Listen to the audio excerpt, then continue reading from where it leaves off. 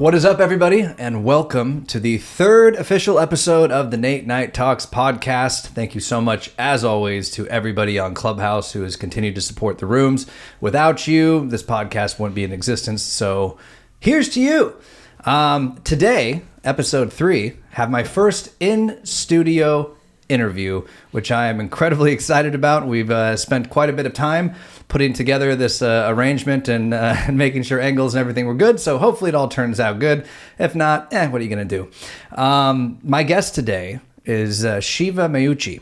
And for those of you who are on Clubhouse, you may be familiar with him. He's an incredibly fascinating human who's done an insane amount of research into all things physics, quantum physics, and in particular, Nikola Tesla and the ether. And so there is a lot of things that we're going to dive into today, which are going to be very fascinating and hopefully mentally stimulating for all of you. So without further ado, as always, I'm Nate. It's late. Let's talk. How you doing, Shiva? Doing good, man. Good to see you. Great to be here. Really enjoyed this whole setup process, actually. It's been a lot of fun. It has been fun. Yeah. I feel underdressed. Well, I feel overdressed, so there we go. I think there's a happy median somewhere in between that maybe we just didn't find. No, I think it's perfect. I think it's the middle, we got yin and yang going on here. That's true. Actually, we do. The color scheme actually works perfectly. Yeah, no, this is perfect for my, whole idiom, I think.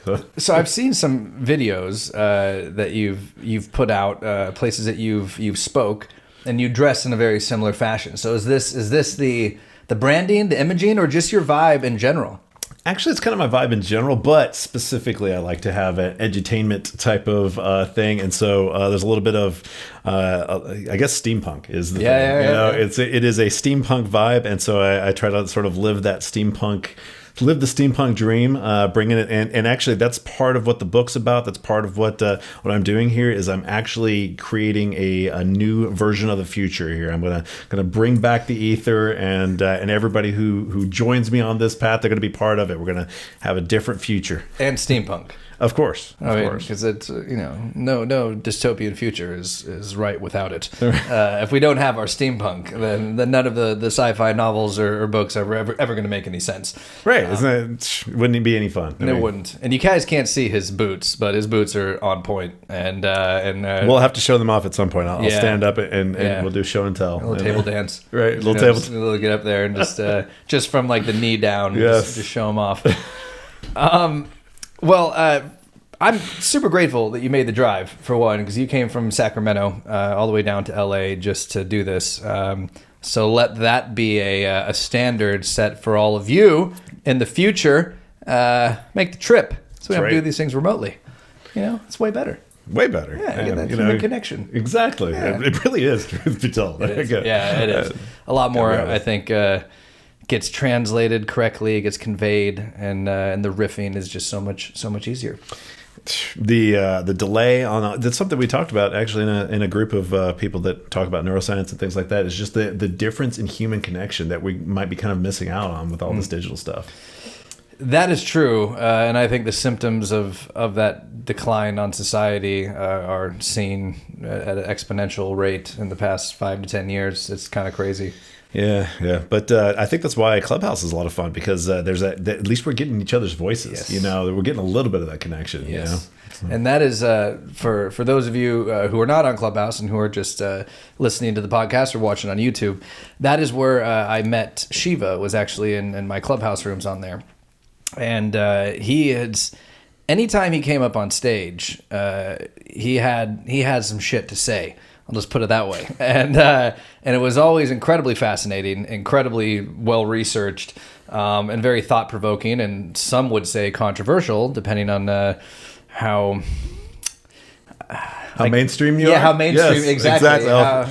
Thank you for pointing out my controversial nature. I pride myself. Yeah, that's the thing. Oh, man, these definitions piss me off so much. Like, I hate the fact that when talking about psychedelics, UFOs, alternative views on history, which are completely backed by facts, one of the things with ether, that this would be called alternative science or alternative something, versus just an explanation or the facts. Mm-hmm. Like, it's so hard to battle mainstream in general. The narratives that are put out are so ingrained in academia and the scientific community they are worse than, I would say, like the most dogmatic, Southern Baptist preacher. Really? No offense to anybody, but like, someone who's firm in their belief. Let's say snake handlers, because even the dogmatic Baptist preachers are not real friendly with the snake handlers. That's true. Even they shun the snake handlers. And that's what science, by and large, has become. And I know we're all fans of and familiar with the expression that, science progresses one funeral at a time. Max Planck. Yeah. And it is that case. Like, because these guys who've staked their claim, staked their career on a particular discovery or idea, hypothesis, theory, whatever it is, and that became accepted as the norm. Whenever new information comes, a younger scientist, a person with a different idea that pokes complete holes in it and shows the flaws, they're silenced. They're called crazy. They're relegated to the fringe until that person dies, and then suddenly the rest of the scientific community is like, well, actually, there is something there. It's the most unscientific thing ever. That's the crazy part. It's strange. It's strange how much... Here's the thing. It's like they're more susceptible to superstitious behaviors because they believe they're not superstitious. Yes. It literally makes them more superstitious and more... in other words, you can be religious without believing in God, without believing in spirit. You can behave in a way that is... The way that you handle information is dogmatic. In other words, whenever people dislike religion, I don't think it's because they dislike spirituality or even the idea of God. A lot of times it's because they dislike that dogmatic sort of behavior. If we can kind of separate that out and say, anybody can get into that and say, oh, this is my group that believes this thing, and and I'm going to defend it, and they don't really recognize what they're doing. It's unfortunate, but hey, I've been battling it for years, and now I've kind of, just sort of taken on the battle. I know I'm gonna face it, and I'm ready. I'm ready for the battle. Well, we need people like you. It's incredibly important. Without the renegades, no progress would ever be made. Nothing would be challenged. And it's just like, what we have going on in the world right now with COVID, with everything. Like, if you don't challenge the narrative, like if you don't challenge, scientific data with more scientific data, then, we're all sheep, and we're all going to be victims to, disinformation, or just at the very least false information that, has just not been checked. Yeah. I think it's a lot of times it's just the reliance upon authority. In other words, there's this appeal, but they don't recognize here is science. Yeah, you do have to have sort of this appeal to authority structure, because you can't go and do every test yourself. You can't perform every experiment humanity has ever performed. You can't do that. And so there's a level of faith that's kind of required to progress. Yeah. And then there's a fundamental vulnerability that you have to be aware of. And that's what we've lost. Yeah. That fundamental awareness of that vulnerability that you have to build upon. You have to believe they're giants to stand on their shoulders. Yes. And then once you do that, what if the giant falls? Yeah. Yeah. You're going with him. And so what's the hubris too? It's just, that's just what plagues, I think, humanity in many regards. Is just our hubris and our arrogance and pride, ego, whatever you want to call it. Is that, and as in the Nate Night Talks rooms, one of the things we always talk about is that ultimately, I don't know shit. Like I've done tons of research. I've experienced things firsthand. I've done everything I can to look into these particular subjects. We talk about in there, but ultimately, I don't know, and I'm happy to admit that, because anybody who claims they do is fucking lying to you. Like they just don't. Like we're trying to figure it out, and some people are by far closer than others, to figuring it out. But it's the first step, I think, towards knowledge, is admitting that you don't know anything. It's the people who I think are the most intelligent people, the ones like I don't know. I'm just trying to learn. Like, I don't think I have it all figured together. That's why I'm continuing to take in information, new information. Here's the thing. There is sort of, that brings up something that's kind of been an issue for me, is that a lot of people who claim, scientists, they're ultimately, they of course they agree with that. And every scientist they're ready and willing and able. But here's the issue that people don't recognize: arrogance by proxy. In other words, this isn't me speaking, it's my group, and they're the ones who are super powerful and the best, and you better never ever question them, or there's something wrong with you. But it's not me. I'm not the one representing this information. Yeah. And that's what happens whenever you're dealing with anything that's out of the mainstream. Their appeal to consensus is this arrogance by proxy. They take on the label of, I'm part of science. Science is perfectness, but not me. Yeah. It's not. I'm not claiming to be. Yeah. But the thing is, they still get to be arrogant. Yeah. They just put the label of this group on themselves. Yeah. And that's the thing that kind of, That's what kind of screws up science. It's creative. It's a creative, plausible deniability of egotism, I guess. It's put on the group itself, right, and not on the individual. But the individuals embody it far more in many regards. Well, so I guess explain to the audience, and we're going to be very careful tonight of a few things. And one is that a lot of the stuff that Shiva is going to be talking to you tonight, to me as well about tonight, and teaching me, is going to have to do with a lot of high level concepts, a lot of things that have to do with physics and quantum physics and ether physics and everything therein. And obviously, yes, of course, we're going to touch on UFOs and psychedelics, consciousness, time, everything therein. But we're going to do our best to make sure that these things are presented in a way that is definitely digestible to, let's say, the average Joe, kind of like me, because Shiva's devoted much of his life to researching this stuff. And so we had a talk right beforehand just to make sure that these concepts are going to be more digestible. Yeah. He's going to stop me if I start going too deep, and we'll get back up to a level that makes more sense. Yes, and so bear with us as we try to unpack a lot of very confusing and difficult to grasp concepts. But I have full confidence and faith that we will. We're going to nail it. Yeah, we're going to nail this. We'll kill this shit. Episode 3, Tesla. 3, 6, That's right. 9. That's right. Shit. No coincidence there. No coincidence at all. That was not deliberate. That was in the moment right now. I was like, wait a minute. Hold on. Yeah, I was like, hold on a second. There's something here. So I guess one of the best things to do, first and foremost, before we fully dive into these things, is give people a little bit of a backstory about you, how you got into this field in general, what led you to this research, and everything therein, just so, credibility, credentials, research, all that stuff at the beginning is laid out before we dive into insanity. Yes. So, okay. By training, I'm a software engineer. All right. So I spent a decade as a software engineer. So that would be, where I have this crossover of, I've always had an interest in AI, and I was actually raised in a machine shop.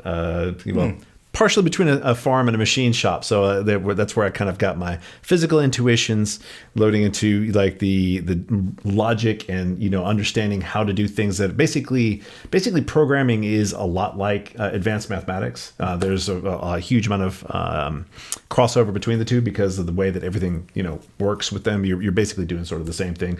I kind of see mathematicians as like old school programmers. So that's kind of where my professional training went. And then from there, I got involved in neuroscience because there's always been this background of attempting to understand the way that the human mind works, the way that, as I said, I'm really interested in developing AI. That's been a kind of a passion since I first got into programming. But it's been 10 years since I was doing professional programming. So it was 10 years of doing it, and then it's been 10 years since then, because then I went through a neuroscience course, which I audited a neuroscience course because I wanted to dig into these things. And the funny thing is I ended up doing a lot more autodidact kind of things. In other words, I did a lot of self-teaching, and that's why some of the greats of the 19th century physics, like Faraday, for instance, he was you find that some of these people who have a passion for learning sometimes are the ones who uncover new insights for the people to then, get in there and look at it and say, oh yeah, that is right. And that's where, by the way, Faraday is where Maxwell got his ideas for electromagnetism. And Maxwell is basically, he's the father of electromagnetism. We use Maxwell's equations still today as like the basis for understanding the way that electromagnetism works. And electromagnetism is visible light and all of the other, this kind of rays and that kind of rays, X-rays, gamma rays, all of it on the spectrum. So how did I get here was really kind of a weird set of circumstances, I suppose. So here in the background, I've got this this desire for understanding the way the world works, the way the universe works. I was huge, sci-fi nerd growing up.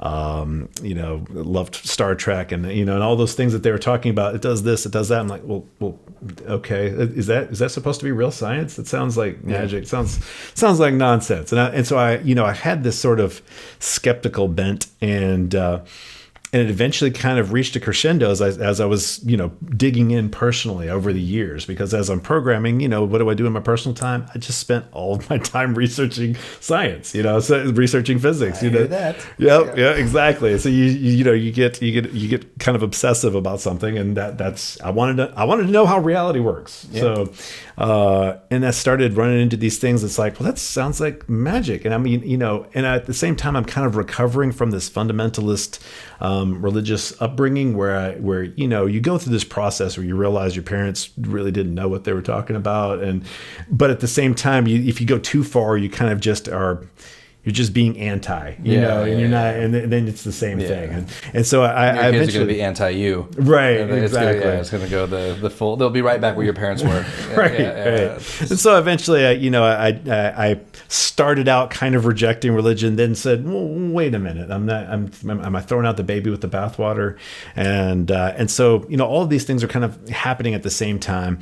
But what I recognized is this dogmatic religious sort of behavior happening just upon asking the wrong questions. Mm-hmm. Now, I grew up asking the wrong questions. That's what kind of made me not be part of this. What made me sort of black sheep of the family is that I started very, very young. They would get very, very upset about the questions that I would ask. There were like I don't know, they saw it as disrespectful or what have you. And so I'd face a lot of trouble for the questions that I asked. Yeah. And that sort of keyed me into something as I was growing up. And then here I was asking certain types of questions that would get me viciously attacked about physics. It's like, I'm literally just asking a question here. I just want to know, and you're attacking me. Yeah. That's weird. Yeah, that's a sign. Exactly. That shows exactly where their heads are at. And I want to point out something, because you said something that is very important for people just to know in general. And I believe you're talking about Maxwell, the same, who kind of self-taught himself some stuff early on. Specifically, it was Faraday who was the most, and he's the one who inspired Maxwell. Okay, sorry, Faraday who did it, because people just need to grasp the idea that the label of like a degree is such nonsense. Some of the most prolific people in history dropped out of college. Or they never went to school in general. Like, there is a dogmatic structure within education that indoctrinates people, and ultimately, I believe, and I don't want to get conspiratorial here, but is deliberate and keeping certain things a secret, or keeping people more cogs in the machine. But what you did, as far as the teaching yourself this stuff, because it was a passion, because you wanted to genuinely learn, and you were just doing the research, and therefore you're not learning through the lens of a teacher. They're telling you how to interpret data. They're telling you what this means. But if you don't do that, and you're actually just taking it in, and you're doing the research yourself, you're free of all that stigma. You're free of all that narrative. And you can look at something perhaps and make an insane breakthrough. And I learned the most in life I ever did when I got expelled. And my parents forced me to teach myself the rest of whatever, my 6th grade year, 7th grade year, whatever it was. And before I wasn't getting good grades, but I was so happy to be expelled from the school as a private school. And I did everything I could. Like, they wouldn't hear me. Like, I was manically depressed. I was a cutter. I was all these things when I was younger. And in addition, like smoking weed and drinking, I think I told you when I was like 10. Right. Anything I could do to cry out for help or lash out.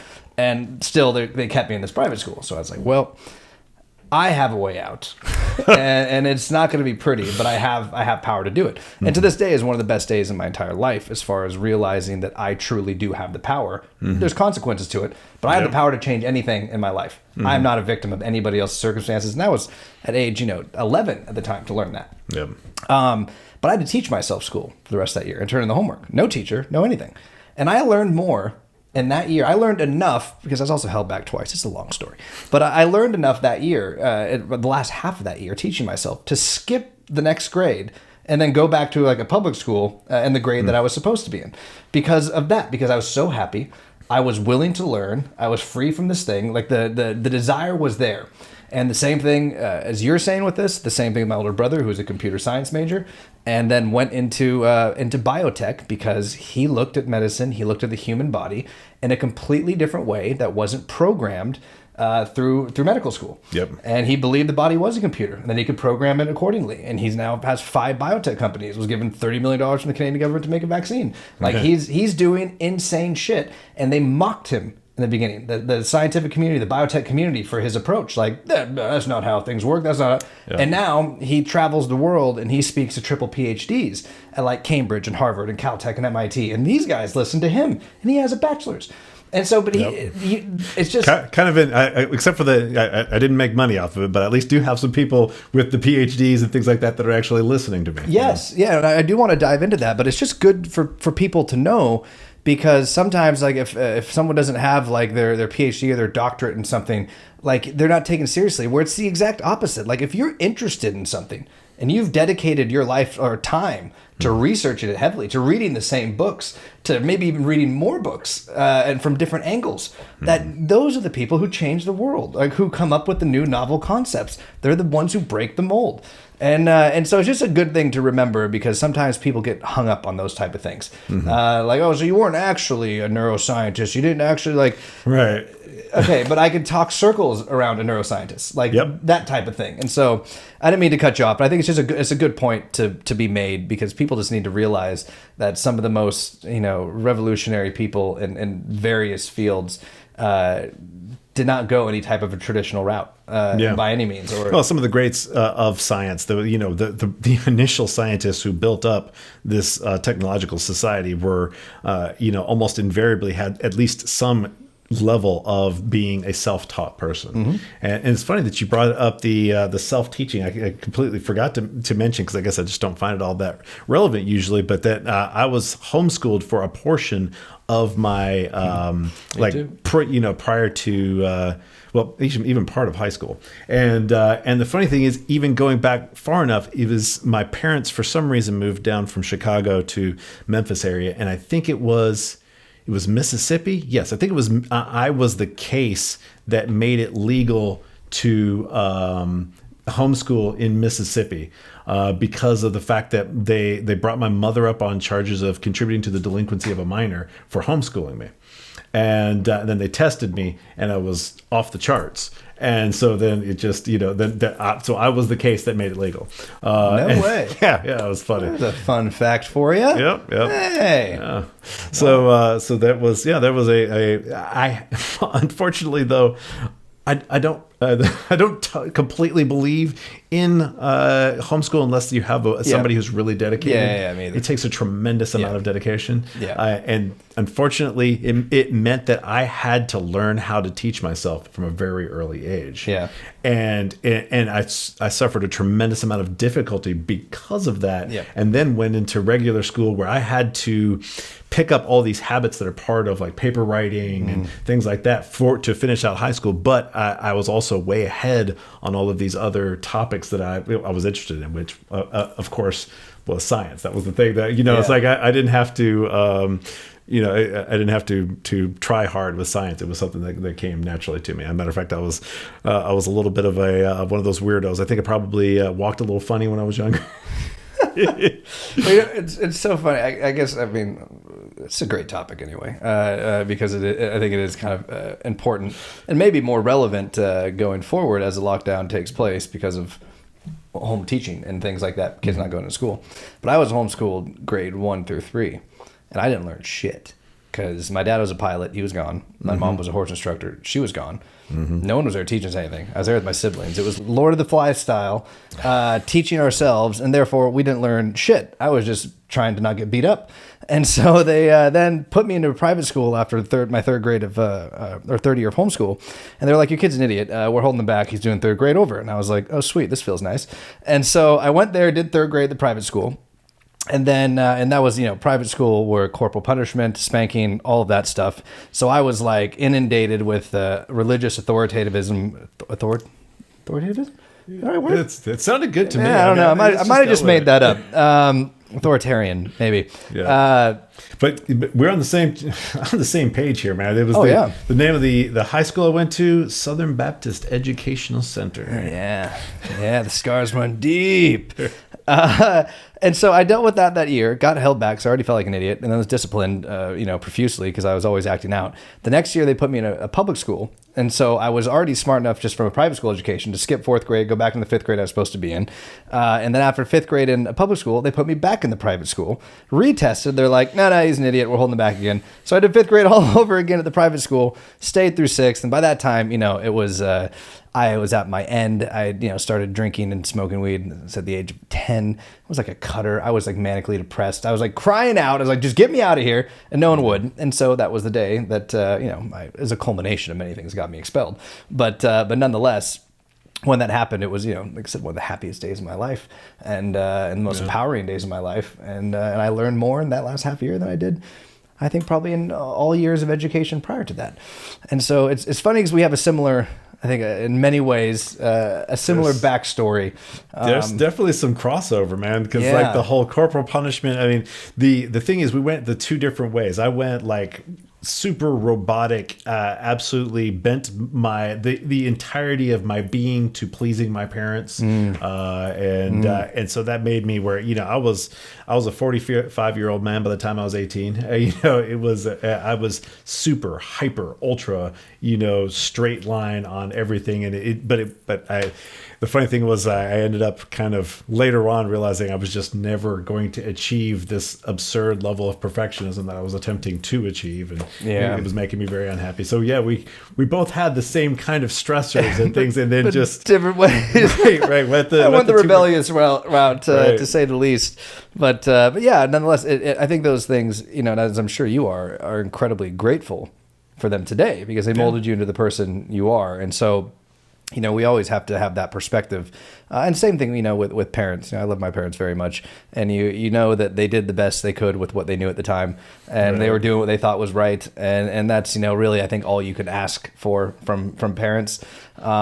Just means there might be some emotional things that need to be cleaned up and addressed later in life for a long period of time.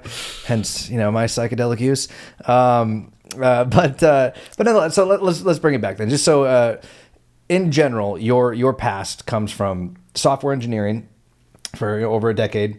Then you dove into neuroscience. But your whole life, though, you're always fascinated with science fiction, same as me. And specifically science, man. I was just devouring science from the earliest age. And that's where asking too many of the wrong questions, man. I was asking too many questions, and that's what got me in trouble with my organized religion, and then that's what got me in trouble specifically with physics. Is asking the wrong questions. Funny how both of them are the same, isn't it? The reactions from both.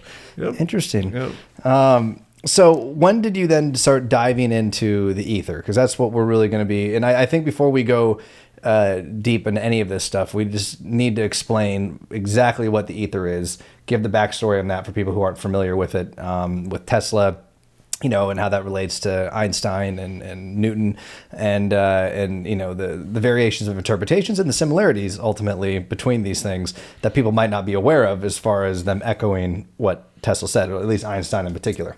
See, that's the thing. So generally, whenever anyone hears about ether, they've heard about through comic book movies and things like that. Man, even it's called Ethernet. The cables that connect things. Yeah. It comes from the concept that light has to be moving through something if it's something that's moving. In other words, when you have something that's waving, right? So we figured out light's a wave, and this was back in, I think, was it Christian Huygens? Or I think he was one of the first ones to do. It's mostly known as Young's double slit experiment, where he figured out that light was a wave and pretty much proved it to the academic community during that period, and that may have been 18th century. Don't quote me on that, but the point is, we figured out something's waving.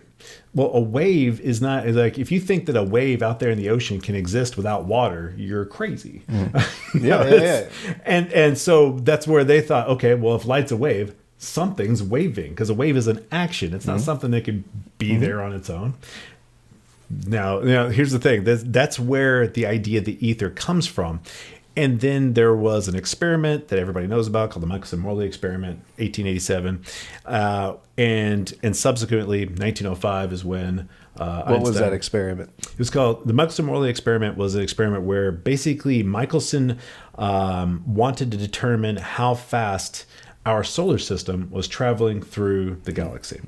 And so they knew for sure that the ether is there in some way or another. And there was two different ways you could look at it.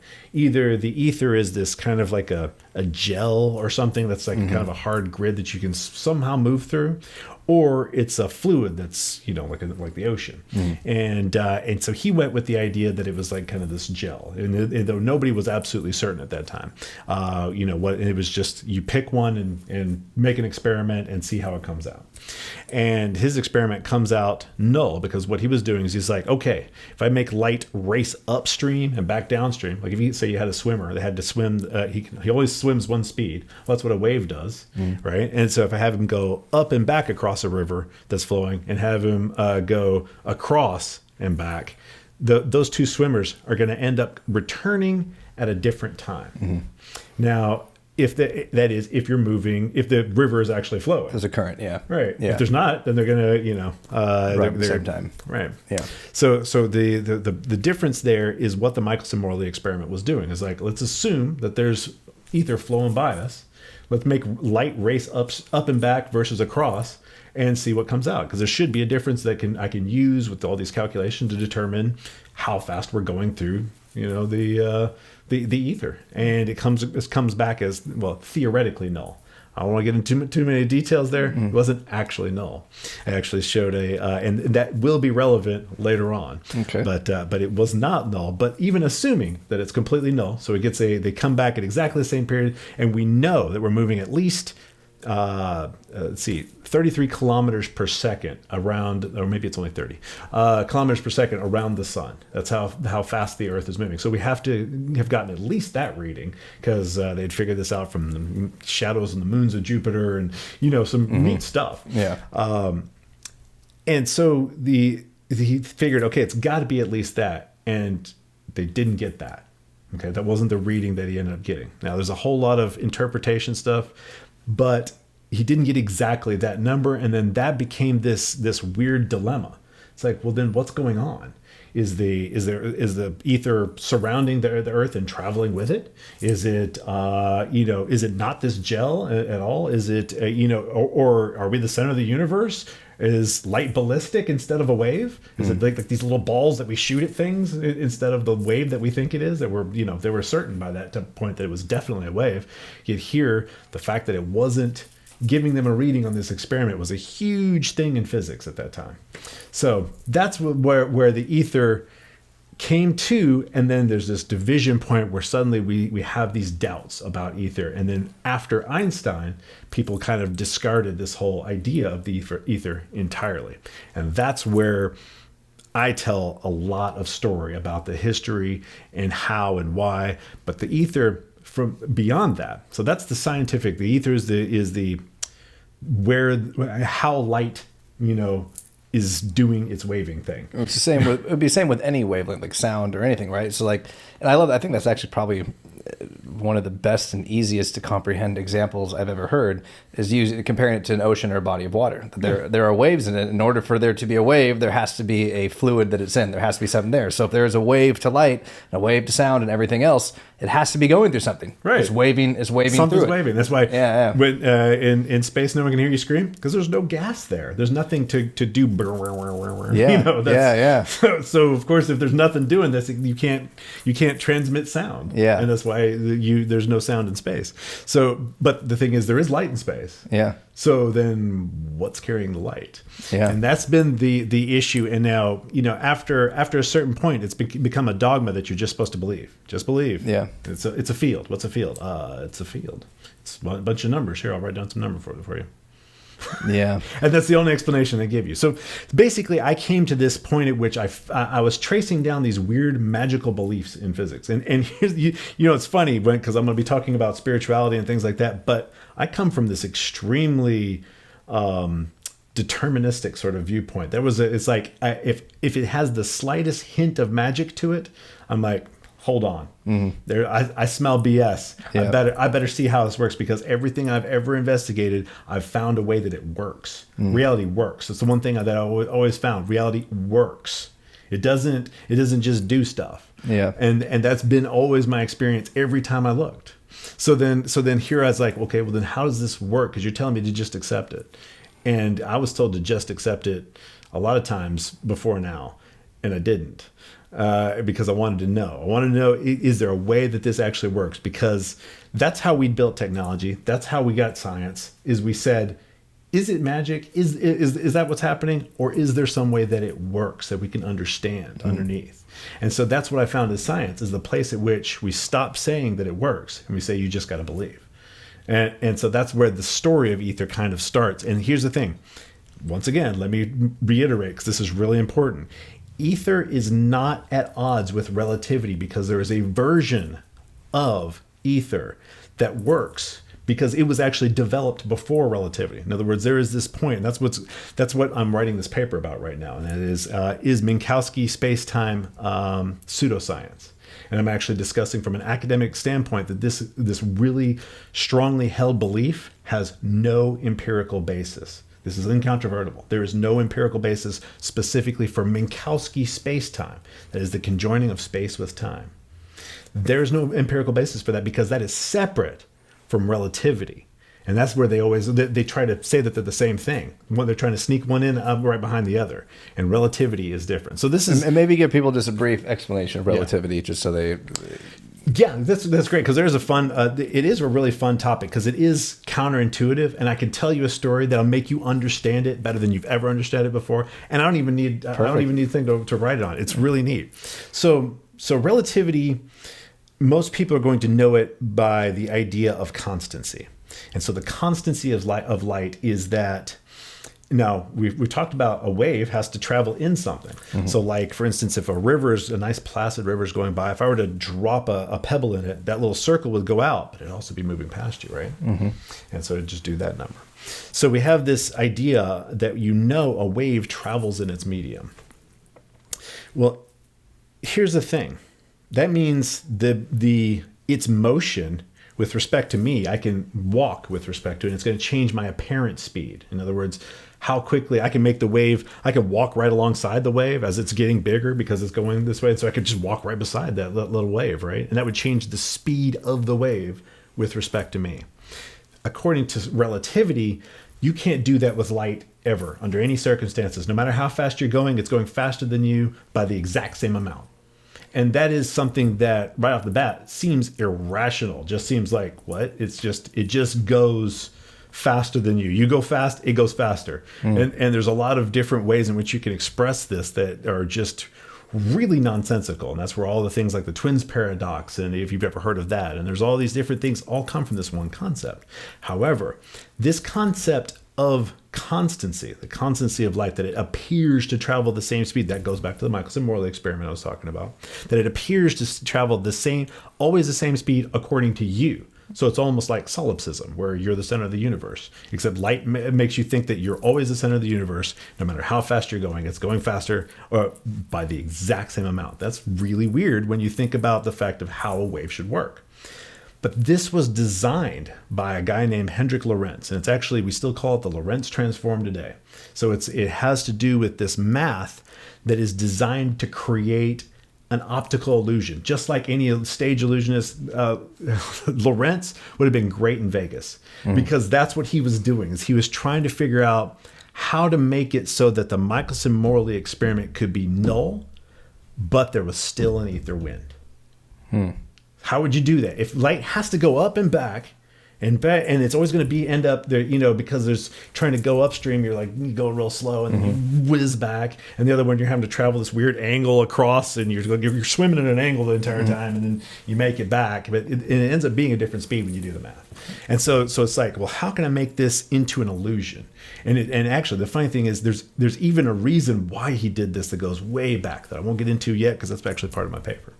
But so he's like, I can make math that'll do this. And he wasn't the first one that came up with it. There was others, and this is all the way back like 1889 era. That the first version of what's called the Lorentz transform, and that is the central mathematical formula for relativity. And relativity is that's how we have all of our physics, black hole physics. Everything's based on relativity in some way or another. And I'm not arguing against relativity. I'm arguing against the interpretation. So here's the thing with the whole constancy weirdness. And I'm gonna try to explain this to you in like ballistic terms. So what constancy means, to re-explain it another way, is, let's say you're on a train that travels nearly the speed of a bullet. And as you're passing by, there's a guy on the ground with a gun, bang, shoots in the same direction you're going on this nearly the speed of a bullet train. What do you see out the window? Well, you look out there, and there's this little bullet kind of starting to slowly pass you, but it's just falls to the ground. That's what you're going to see. Yep. Is it's kind of like right beside it because you're riding along with it. But according to relativity, if you're traveling nearly the speed of light on a nearly speed of light train, and a guy fires a laser just as you pass, what do you see when you look out the window? You would expect, just like the bullet, it would slowly be creeping by. But according to relativity, poof, goes past you at the speed of light. It's the speed of light according to him, and the speed of light according to you. What? That's where people always have this first problem, because it is weird, but it's a mathematical trick that has to do with the average. And so I'm gonna show you how to do this in a way that makes sense from just kind of an analogy. Layman's term the shit out of that one. Right? Because it's weird. Yeah. That's interesting. So that's basically the premise of relativity, is that constancy of light, that instead of the bullet riding beside you, it's past the first wavefront of light passes you at the speed of light. So here's how Lorentz, Fitzgerald, all these people prior to relativity came up with the math that is the very central basis of relativity. And that is, they said, okay. Now I'm going to tell it to you kind of ass backwards, because that's the only way to really understand it. Is from starting with time and instead of starting from all the other physics concepts that are a lot more difficult. But let's pretend I have a time gun and I can slow time on your train. Okay. So, and I can just adjust it to whatever I want. Now, what will you see if I slow down your time and you're inside the train? What's your experience going to be like? Well, if I shut all the shutters and stuff so you can't look outside, you won't know. Yeah. Everything will be exactly the same to you, because I've slowed your time. I've slowed everything, the falling of drinks, the cups, all of them, and your perception of it is still going to be slowed as well. So your perceptions will be slowed exactly the same amount that things are slowed. So you're just going to have the same experience and not know any better. But if I open the window and you look outside, what you're going to see is, because your experience is happening slow, everything outside is going to be running around really fast. And you'll be like, oh, my time is slow. What on earth? He hit me with the time gun. Yeah. That bastard. Got me again. So here's the thing. Neat trick about that is, if I slow your time and make things outside happen really fast, couldn't I calibrate the time with my time gun so that when you're traveling nearly the speed of a bullet, the bullet outside moves past your window faster than it should because your time is screwed up. And I could calibrate it so it passes your window at the speed of a bullet. And so what I've done is I've tricked you by screwing with your time. Mm-hmm. But here's the thing. That trick only works in one direction. So that's where the difference is. That's the big thing. But let's revisit it, because this is kind of, I'm I'm asking you, this usually you got to get off the board. Yeah, get off the board for this stuff. But, so do you understand what I'm saying here is that all I got to do is just change your time, and then your perception of the events will be altered. Mm-hmm. Now, this is actually part of relativity, that your time is altered as you're moving with respect to other people. And so the way that they explain it, these are going to be familiar concepts to people who've been trained in relativity. But what's going to be unfamiliar is my explanation of an illusion, because nobody knows. Nobody but historians. Historians know. And that's what I've mostly become, as a historian of physics. Historians know about this, but almost nobody since roughly the 50s has been taught anything about this route to achieving relativity through ether. They don't even know that you can. In other words, like this is something I found a quote by John Stuart Bell, who is well known for what's called Bell inequalities. It's this very specific thing about quantum physics. And one of his quotes is about taking people along the path by, Larmor, Lorentz, Fitzgerald, and Poincaré. And he talks about this. And so I know that's one of the places where I know people, at least at that period of time, hadn't lost history. But since then, I haven't found anybody talking about this history where this is an alternative interpretation of relativity no academic is taught. You can go get a PhD and they will not teach you this very crucial part of history, that you can achieve relativity with a physical, mechanical wave through an illusion. Because normally what they're saying is it's not an illusion, it's reality, and reality's shifted in this weird way. And I'll try to explain a little bit very vaguely because we don't want to get too much into that. Yeah. But the way that I'm just explaining it is this mechanical thing. And a mechanical wave is anybody who knows relativity will be like, no, relativity cannot be done with a mechanical wave because they haven't been taught. And they'll tell you, no, you mechanical waves, light can't be a mechanical wave if relativity is true, period. And they'll tell you that flat to your face. PhD will walk in here and say that because they don't know the history. And that's the thing that's what my next paper is about, which I got to make sure to launch this paper before. So just in case some PhD watches this, like, wait a minute, let me look this up, and then they publish before me. Because I want this history. It is kind of a history paper it's very important, and it's important to today because of all the crises that are going on in physics. So here's this alternative interpretation, and so what is it? What does all this mean, and why is it? Why is it important? Yeah, why is ether important in general? Why is ether important? Yeah. And it's because, it opens out into a lot of things. Let me put an end cap on this whole weirdness with the illusion.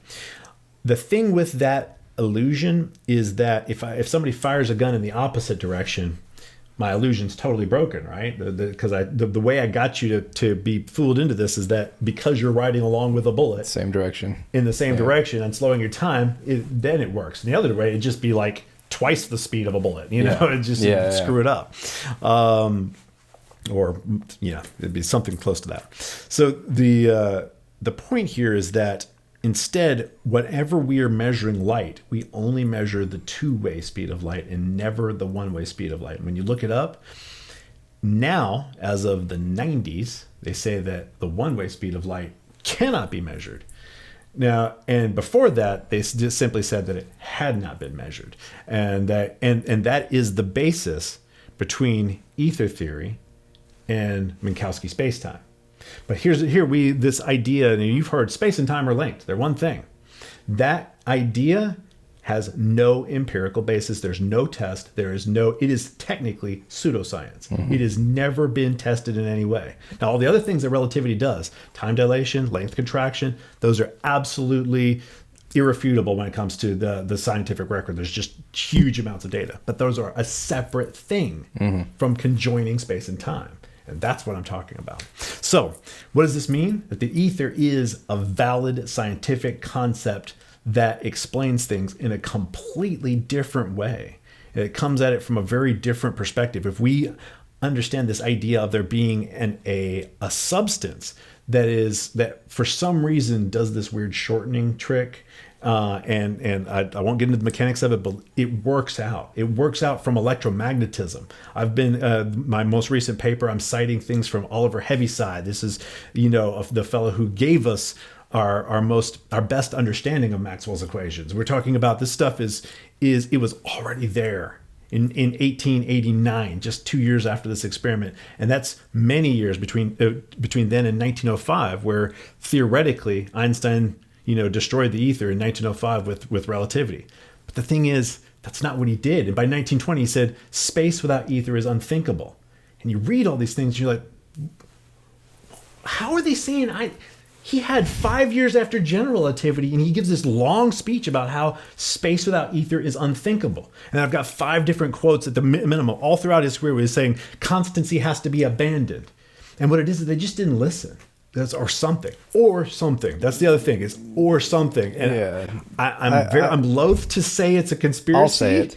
or something. Or something. Or something. Because he sits there and just goes on and says that, and he's talking about the ether. He says you have to have an ether, and you have to give up this idea of constancy. And what he meant was two-way constancy instead of the illusion of it. That's what he was talking about, because he knew about this stuff. I'm talking about history he was privy to. That's why he said there has to be an ether. That's why he said you have to give up constancy, when anybody who's taught this is that, well, constancy is the very central basis of special relativity. You can't have relativity without constancy. They're one and the same. You especially can't have Minkowski Spacetime without constancy. So there's this whole story, and all of this relates to this thread that goes up through into quantum physics as well. Like, people have heard about now. Anybody who's like gotten interested in quantum physics, they're going to be aware that there are these alternative interpretations. Like, you've probably maybe even heard of. So there's many worlds, and then there's Copenhagen, and those are the ones that they'll let you talk about, because many worlds. Well, the world is split into the infinite possibilities, and all of them exist. And then the other one is the Copenhagen interpretation is you think it and it collapses the wave function, and that's what makes it real, kind of. And that's kind of the general feel that most people get about these two. There's another one, though. Maybe just briefly define or compare and contrast, for the sake of clarity, constancy and ether as it pertains to explaining light and speed and time and everything that you've talked about before. So the understanding of what the world is, what it's made out of, how it works, all these things in the 19th century. And these are the guys like Lord Kelvin was a central figure in it. There's J.J. Thomson and Lord Kelvin are these major figures in the 19th century. And they built all of the tools for modern physics, along with, they built a lot of the tools for modern physics, like topology, knot theory. There's all of these things that are part of our tool belt in physics that they built. And they were building them on ether. In other words, it was all based on ether. Maxwell's equations. He goes through just this huge, long explanation of how the ether is moving and these wheels and pulleys, and it's all based specifically on ether. So constancy, the idea of constancy, is the two different ways in which we're talking about it here. Is in one case, it's theoretically a reality, and the other way, it's an illusion. So it's like, if you first believe the illusion is true, what do you mathematically have to do to reality for the illusion to be true? And that's what Minkowski Spacetime is. It's a mathematical representation of if the illusion is the truth, that light just travels the same, and we just accept it. We don't think about the fact that it doesn't work mechanically. We make it work mechanically because we believe that reality is fundamentally four-dimensional, and there's everybody's at a weird angle through space-time, and then there's these problems that we won't think about, that and there's just a wide array of things I could talk about here that once again, this is a conversation I can have with any physicist, which is why on my channel I've got conversations with physicists, because a lot of them who are really the ones who work on things, the ones who actually develop things, they are not the same as the people who are into theoretical physics where they're more into the theory. In other words, experimentalists versus theorists, there's a big gap there. And what we hear from is more the theorists than the experimentalists. So the difference between the two ends up meaning that there are all these implications that go all the way up through science, where this medium could be storing information. This medium could be having these effects on the brain. It could be there's these things where specifically the storage of information is the biggest thing here. That's the big win, is that when there is information in the medium itself, in space, in the ether. There's all in the ether, exactly. Then there's so many things that open up and change. And that is very, very, very much a supportable conclusion from coming at it and looking at how do you arrive at modern physics with this version of relativity, because it's just a different version of relativity, and it goes right up into pilot wave theory. And then you go and you chase that down, you find out, oh, there's all these guys working on pilot wave theory. You chase all these rabbits down these various holes, and every time you come and find out that it's kind of hidden in the background. The ether is there hidden. They're calling it probably one of the best representations of it is superfluid vacuum theory. That's what they'll call it, is superfluid vacuum theory, because you're not allowed to say the word ether.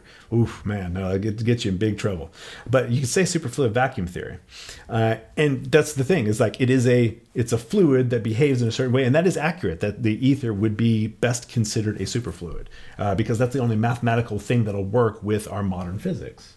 And so you can follow these threads, and you end up finding all these ways, and that where they're the hydrodynamic analogs. In other words, it's called, John Bush at MIT is my favorite current experimentalist, I would have to say. And he's got quantum hydrodynamic analogs is the name of his project. He's been working on it for years, where he shows this alternative interpretation of quantum physics, where there's these droplets that are bouncing. And I won't get into too much of it, but this is kind of for people to check out my book, and I'll be explaining a lot of these things in the book.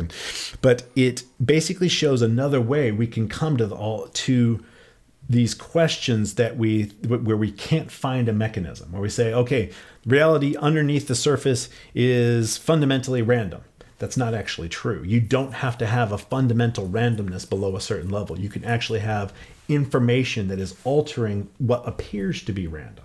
And then it's a lack of our ability to get at the information that is making it look random. And so you have to treat it as random, mathematically speaking, but there's actually a pattern underneath that we may, if we now know that it's there, we may actually be able to gain some access to it. So here's a question. And for everybody, just once again, I'm tasked with trying to make sure I keep Shiva speaking in a way that we can all understand and digest. And so if you are a physicist or anybody who is really well versed in this stuff, definitely go to his YouTube channel. What is the YouTube channel? Steampunk Physics. Steampunk Physics. And see some of his very detailed videos on this, and ones where he's actually talking with other physicists if you want to get down into the nitty gritty of it all. And same with his book, which I believe will be coming out next year. Roughly, right? Mm-hmm. And so probably mid next year. And is there a website too? If I had to plug that you'd have your papers on. But well, I've got a link tree on my Instagram, but some of my videos will have some of my papers on there. And when I publish this paper that I'm nearly finished, I've been telling you about this one that I'm working on. When I publish this, can you put it in the low bar if you're going to have this on YouTube? Yeah. Let's do that, because this paper is going to be specifically about addressing how and why you arrive at all of the various calculations, and how this is just an interpretation. Yeah. And that's the thing that's very important, because there's so much. We can't have a revolution in physics by throwing everything away. That won't work. I mean, because there's so much designed based on current technology. All of it kind of goes back to that. Yeah. But you can, when you understand it's a difference of interpretation, that the structure that we've put on it, you can have that gallon, that pool has 30,000 gallons in it. What's a gallon? There's a structure you've put on it that isn't necessarily real. Yeah. And you've just divided it up in a way that's good for you. That's what interpretation sometimes is about. And sometimes it can lead you totally the wrong direction. So, I wanted, and what's the Instagram handle, really quick, so people know? Should be steampunk physics. So it's all steampunk physics as well. Yeah. Okay, just making sure. So yeah, check out his link tree on Instagram, because he has a lot of this stuff in there. I want to jump back really quick, just because I think this idea is interesting, and I'm curious where you might be going with it. So the idea that the ether, and so within this, just so I can clarify, the ether would be also considered not just everything like dark matter and space, but it's just everything around us, everything that would be considered emptiness, right? Yes. But here's the thing. That's what actually, I'm glad you asked me that, because there's a perspective that goes all the way back to ancient times. Okay, we're talking about this is ancient physics. This is UFO physics. This is spiritual. Where these ideas from spirituality, if you believe the possibility that at some point in time mankind may have understood reality better than they do now, then I believe that. Then this is what they were talking about in a lot of the religions, and you can actually start to pick up all these little pieces between various symbols and various things. They all point to this one thing. Yeah. And it's exciting, man. It's really exciting. I just can't wait to get more people excited about it. Yeah. I mean, I think there's so much to the interpretations of ancient teachings, of religions, of ancient wisdom teachers, of everything of old, because we clearly possessed understandings that we don't today to achieve the marvels that we did in our ancient history, where we, according to the hubris of our current society, we were, clubbing women over the head and dragging them into caves and building mud huts, and yet we erected some of the biggest megalithic structures known to man that we couldn't replicate today if we tried, lined up perfectly, on ley lines to true north, to Orion's belt, like so much stuff, man. It is mind-boggling how precise and intelligently designed and creative it was, and done by slaves. My ass. Like and that's what Graham Hancock talks about all the time, like the amount of care and precision. I mean, I guess you can't fully rule it out, but it seems more like a labor of love of people who were committed, in the case of like the pyramids, to creating these things.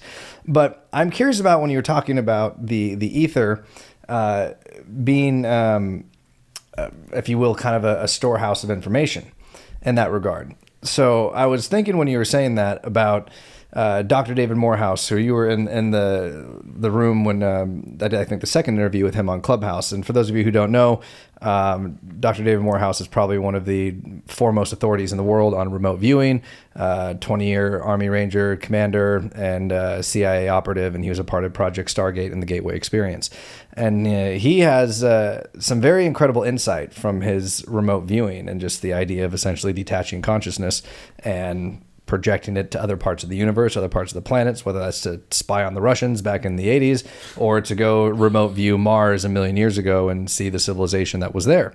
And he talked about, towards the end of that interview, about the idea of almost like the waves, the oceans of energy going through the universe, that like when you tap into them in that like there is this oneness, this kind of unity, like the ultimate information of all things. And so I was looking at that and then hearing the idea of the ether. Whenever we do, psychedelics, you get into these, altered states of consciousness, non-ordinary states of consciousness, you have ego death, whatever it is, you become kind of essentially vaporized and one with the universe, one with this God source, if you will, this infinite intelligence that is in the universe. Mm-hmm. And it seems like, in a way, that the ether could very well be that infinite intelligence, like a giant brain, a network of just pure information that is everywhere and all around us, that is just waiting essentially to be tapped into. Yeah, they call it the Akashic Record. Is the Akashic Records, yeah. And that's what Tesla called it, the Akasha. Tesla called it the Akasha. Yes, he did. And specifically, when he was talking about it, he said the Akasha and Prana, because he was actually a big fan of Swami Vivekananda. I hope I pronounced that properly. But and he followed him around, a good bit. He followed his teachings. And trying to learn about this, what basically was. What I would guess the reason why he was fascinated with him, and it's specifically said in one of these quotes that I probably ought to bring up, but is that it was man long ago knew these things that he was just discovering. So the one thing I did want to also point out here is that this is actually what Tesla said as well, and that is the universe as we understand it is an inside out view. In other words, what we think of as the hard thing, the solid, the real, that is bubbles. That's just foam at the edge of the sea. And that the real world, the real thing, is actually the ether. The thing that we think of as nothing is actually the thing, the real thing. And we're just at the edges of it. And we are literally the edges of the universe. That material existence is the edge of the universe. Well, it makes sense if you think about just the idea of how much of the universe, is just void, if you will. It is just ether, where the solid matter, comprises such a tiny, tiny bit of it, just like in an atom. Most things are just the ether. Like it's ultimately all energy. Vibration, resonance, frequency, everything at its core. There is no such thing as matter, ultimately, right? That's an illusion. Exactly. That's the it's a phenomenon. That's the weird thing, is like understanding and seeing matter as a phenomenon, as what the ether is doing. That you end up seeing. And then when you start to see this from the concept of well, here you have this huge data system, and it's a holographic data system. That's the other aspect of it that's important, is to understand what holography is and how that it works. But it's a holographic data system. And once you start to see that and see, the way that all of those things could be interpreted, it really gives you a kind of a different perspective of the importance of this, what we are here. And when this is just a focal point, it's just the point at which stuff crosses. Stuff crosses, and then you end up seeing like what's a good example of that, where you only really notice where things sort of come together, but the real thing is the larger thing. And I can't think of another example of it right this moment. Yeah, I know what you're talking about. Something might come, but yeah, where you're only seeing the focal point of it, right. not the whole thing. But the whole thing is something much larger, and that's what you end up seeing, like an iceberg, maybe. Yeah. I mean, what the parts above the water? Not. That works into other analogies. But yeah, I know what you mean. Right, and so matter and our existence is the crossing of all of what reality is doing. And so yes, seeing it as a large brain, just the way in which we look at the dark matter. So dark matter. Let's just have a slight digression on dark matter for a second here, because the idea of equating, I don't want to directly equate ether and dark matter, but they are very strongly correlated, because the idea is we looked out into the universe in like the 1930s era, I think it was. Fritz Zwicky saw that galaxies were rotating at a speed that was different than what we expected based upon general relativity. Said, well, it must be some matter we can't see. I don't know. And then we stuck with that for now, and that's what dark matter is it's the amount that general relativity was wrong by. And that's what dark matter is. That's a good way to put it. And so, but the thing is, that can be explained. Like there was papers published that I was just looking at just in major journals in Europe on solving the gravity based upon fluid calculations, and suddenly this difference in the way that things are moving has to do with because you're looking at the fluid instead of the particles in it. In other words, the particles in it are just spaces sort of created, whereas it's what's really going on. The reason why the thing is moving is because it's the motion of the fluid around it that's causing this rotation. And then once you solve that way, suddenly the need for dark matter, and it just goes away, because that is what the dark matter is this that additional calculation where we could use these fluid dynamics based calculations. So you're saying it's like an ocean, and these objects are in the ocean, like a whirlpool almost spinning. Exactly, and like a whirlpool. But like the center of a whirlpool is a space. Mm-hmm. We look at it and think of it as a thing. You look at a tornado, you see that's a tornado. Mm-hmm. Is it? Because what you're looking at is a phenomenon. It's the reason why you see the droplets or the edge of the funnel cloud. Well, first off, even the edge is an illusion, because just right beside the edge there's tons of wind that will tear you apart and kill you. Yeah. So when you think of a tornado, you're already limiting it down to this weird little edge. Mm. Well, even what causes that edge, that's just a change in the relative humidity, where the water in the air becomes droplets, and then it fogs it up. So it's just a transition point at which the speed of the air has changed the density of it, and then altered the relative humidity so that you can see this edge. And it's kind of useful when we want to represent a tornado, to draw that edge. Yeah. But the edge isn't even real. Mm. And the tornado, well, it's just a focal point of a storm. And so when you start seeing these kinds of analogies about what matter is, what we are, where our consciousness is coming from, this larger thing, then there are questions of free will and things like that start to go, wait a minute. Maybe the whole reason why I have this weird idea of free will and always have these problems is because I'm thinking of me as something that's too small, and not recognizing that me is the things that lead to this focal point, not just the little focal point. Yeah. Yeah. So to I guess drive home really quick the Tesla angle with this, diving into ether, because this is what he used to explain things, and in my opinion, I think Tesla is probably one of the most prolific, people of our time, who's kind of been most things he's done are not accepted by the scientific community anymore. I mean, outside of some basic things, but when it comes to something like this, like the ether, which really, if we're talking about something getting you closer to the unified field theory, in a way, I'm assuming this provides a far better or more plausible explanation for things. Yes, a mechanical one, that we no longer have to believe in any magic at all whatsoever. But do we, if we redefine what magic is? Yeah. And so I guess just for the audience, before we go forward,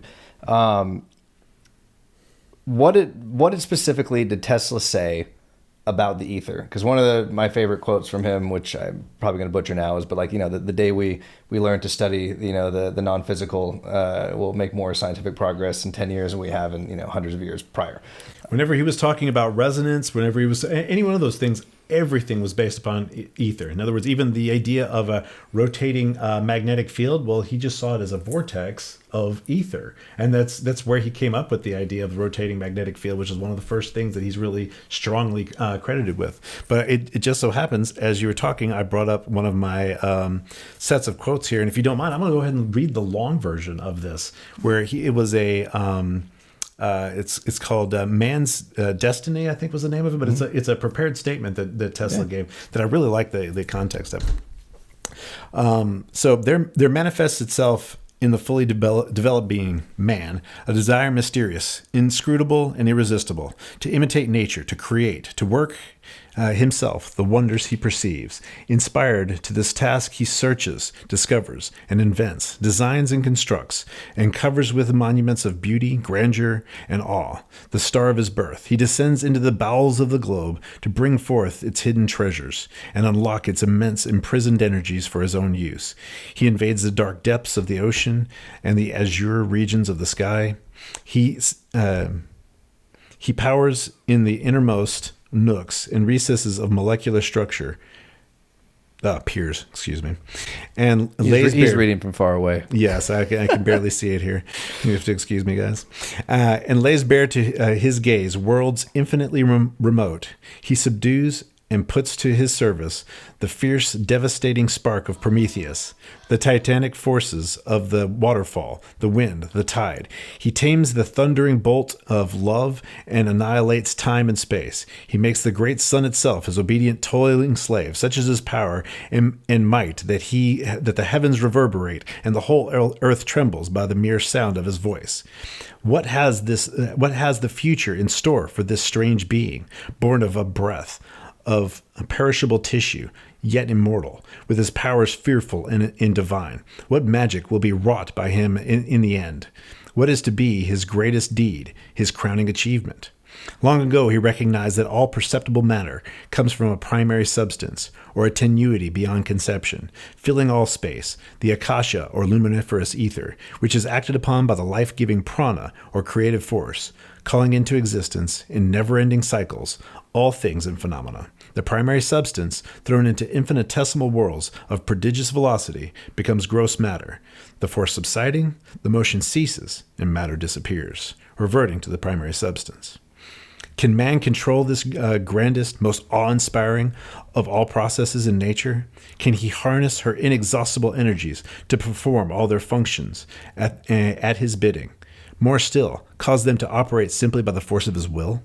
If he could do this, he would have power almost unlimited and supernatural at his command, but a slight effort on his part, old worlds will disappear, and new ones of his planning would spring into being. He could fix, solidify, and preserve the ethereal shapes of his imagining, the fleeting visions of his dreams. He could express all the creations of his mind, and on any scale, in forms concrete and imperishable. He could alter the size of the planet, control its seasons, guide it along any path he might choose through the depths of the universe. He could cause planets to collide and produce his suns and stars, his heat and light. He could originate and develop life in all its infinite forms. To create and annihilate material substance, cause it to aggregate in form according to his desire, would be the supreme manifestation of the power of man's mind, his most complete triumph over the physical world, his crowning achievement, which would place him beside his creator, make him fulfill his ultimate destiny. So, yeah, powerful words from Tesla, and specifically about the ether and about should we ever gain full command of the ether, which is why I think it's a bit scary. I think so. Anything like this, it is we kind of stand at the precipice of a bird exiting the nest, and I think that's where mankind is right now. Is that we either fly or fall, and perhaps that is the essence of why now for a lot of things.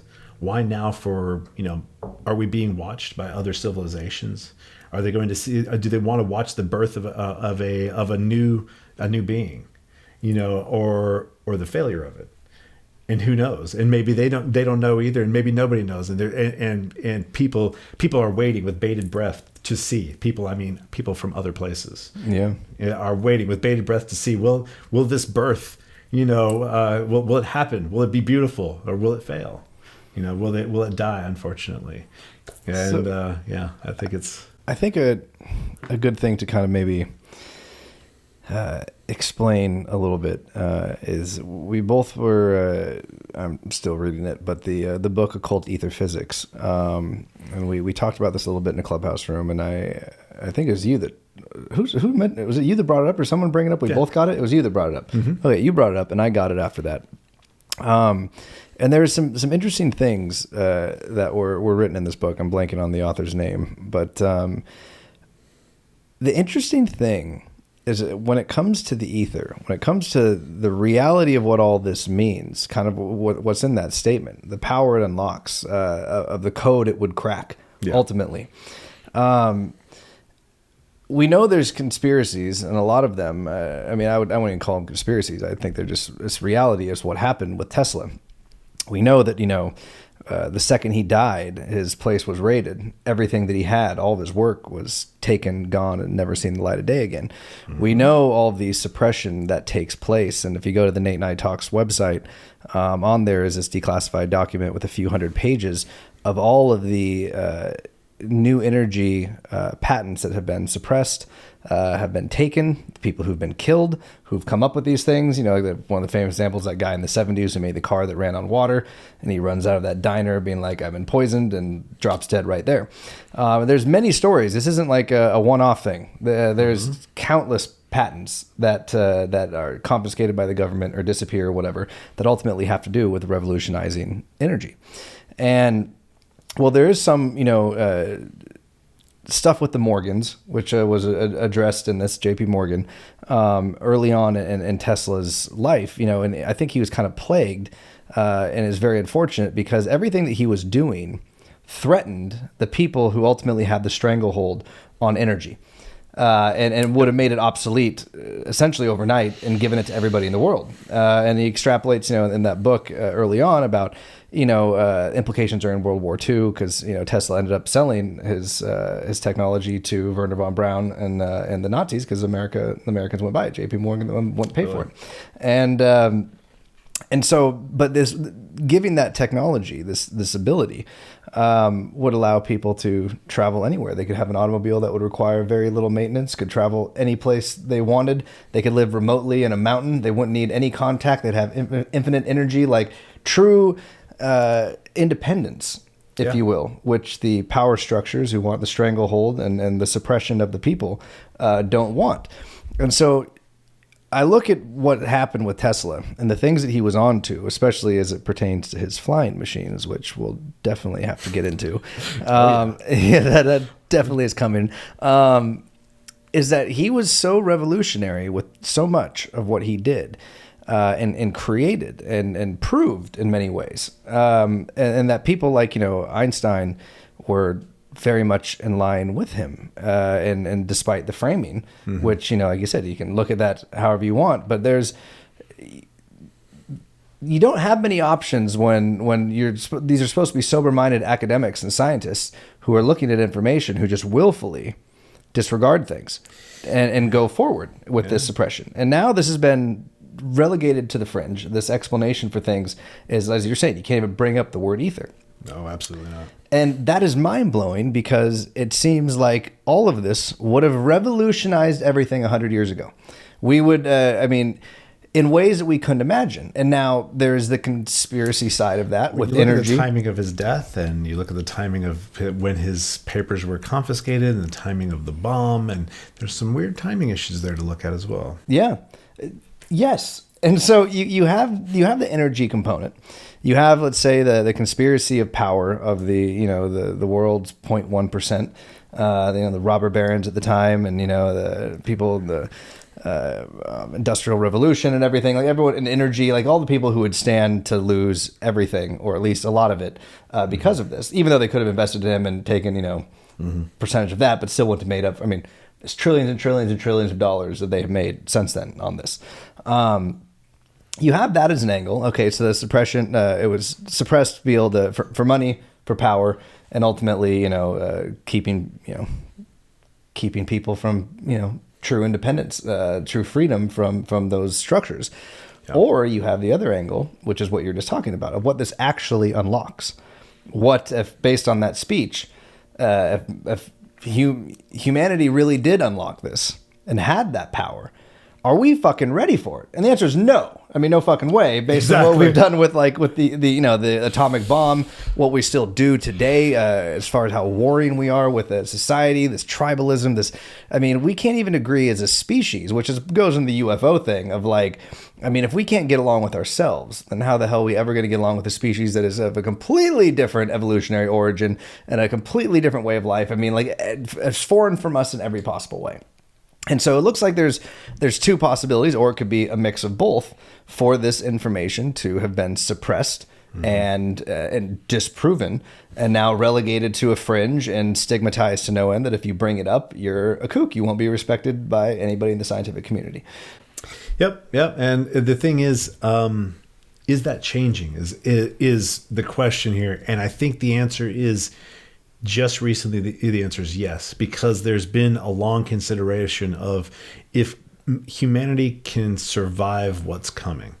In other words, it's like, will humanity survive, or at least this version of humanity survive, and being technological society, et cetera. Of course, when you're talking about humanity as a genetic line, well, if, 5 people survive, I'm not talking about that. Civilization. I'm talking about, what we are, our cultures are, and who we are, and the genetic diversity and all of that, will that survive? And when it comes to the changes happening to our climate, regardless of what you might think the reasons for it are, the answer is very questionable, and it's rapidly changing, faster than most people think. And there's certain things that I think people don't even really want to talk about. Like, one of the ones that I find really strange that nobody talks about is how fast the magnetic pole is shifting. The speed at which it's moving. Okay, so to anybody who thinks of that in human terms, they're like, oh, well, it's only moved, a couple of miles a year, or I don't know what it is, but it's some absurd speed on terms that have to do with geological timeframes.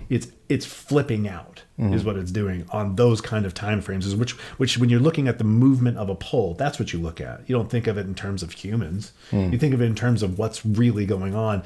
And our magnetic pole is flipping out. What's going to happen as that pole starts to shift is that the magnetic field starts becoming more complex, where there's these areas where we no longer will have protection from cosmic rays, and it'll just start being this weird set of places that are protected and places that are not. And this may be happening. This may actually come in the next 50 years, even, along with all the climate change stuff. And it may be actually locked in with the climate change. There may be a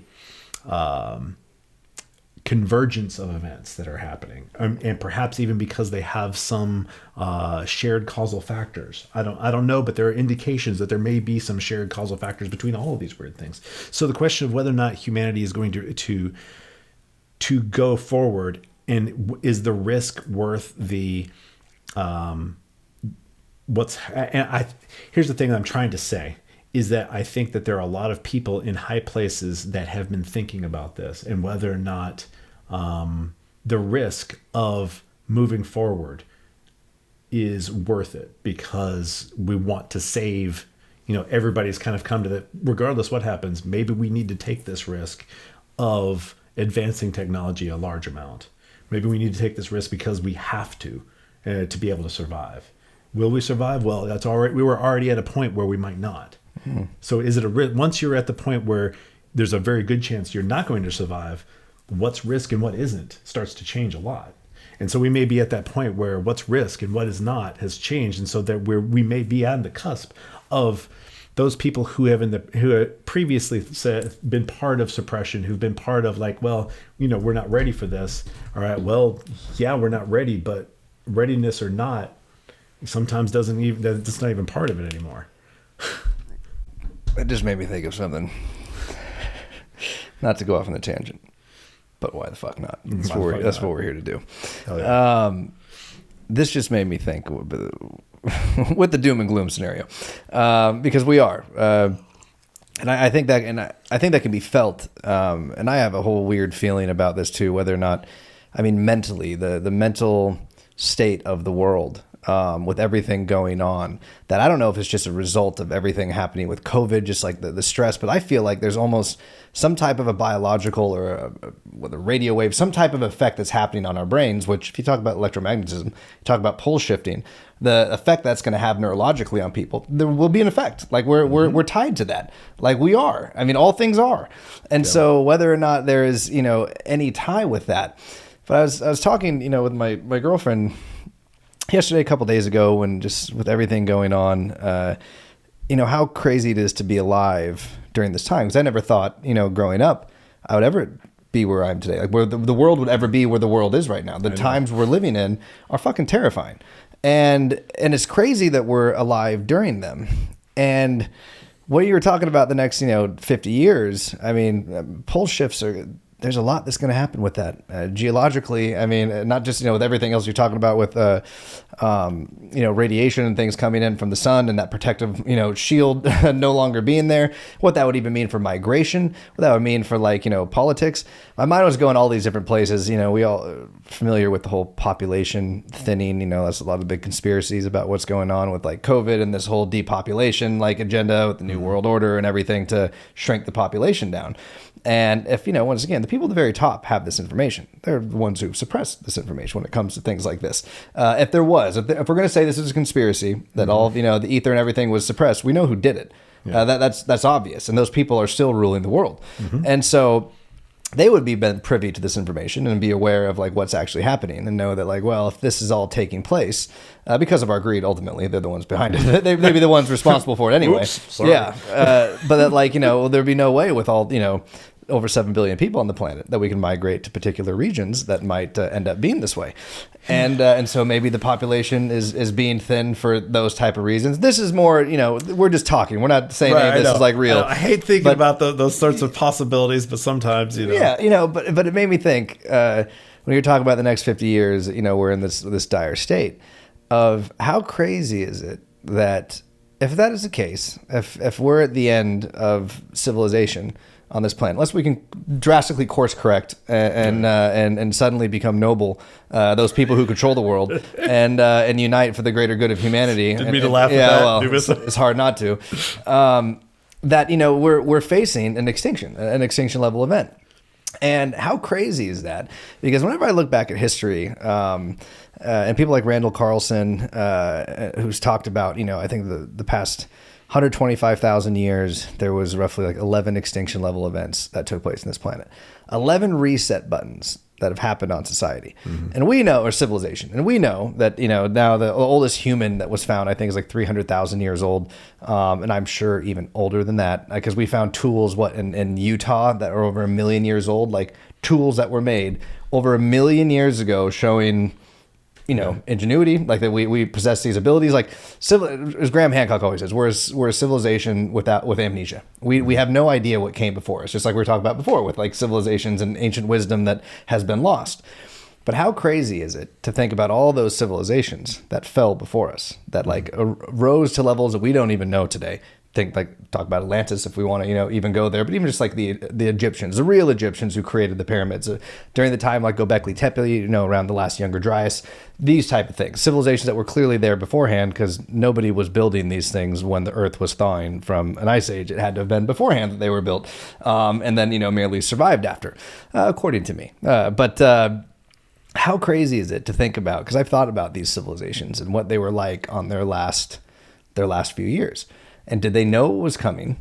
And did they reach a point that we have, which I think they did, but even in a far more holistic way? Like, there's some weird shit that happens during the Younger Dryas where there's like it's going out of control, then kind of stops for a little bit and then goes out of control again. There's it's almost as if something tried to intervene and failed, or there's some weird stuff going on there. Yeah, and so and I always wonder, because you look back, at how many of these civilizations were here that we have no memory of and no physical remnants, because the earth is just, nothing is permanent here. Like our society that we build today is going to be nothing. Like there'll be no remnants of it. It's all temporal. Like the pyramids, though, these things were erected deliberately to stand the test of time, to be a symbol. Almost like maybe they're meant to communicate something down through time. Yes, exactly. That's what Graham Hancock and John Anthony West and these guys say, is that this is meant for us to solve. Like this is meant for us, yeah. And there's some amazing shit about the pyramids that, they relate to ether physics, of course. Yeah,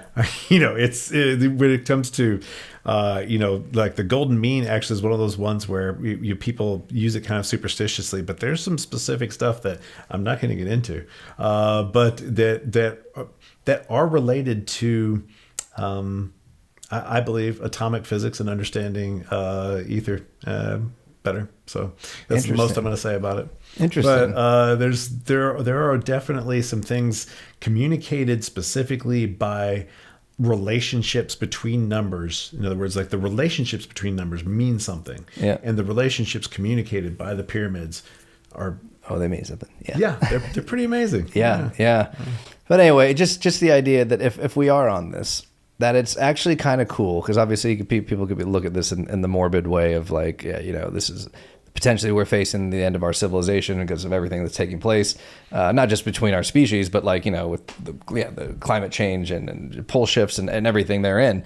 How fragile we are. Anyway, yes. Like anything could wipe us out at any second. Like, a real pandemic could wipe, has historically wiped us out, many times. And how interesting is that, though, in a way, like, hey, if we're the last, like, it's kind of crazy to be here at the end.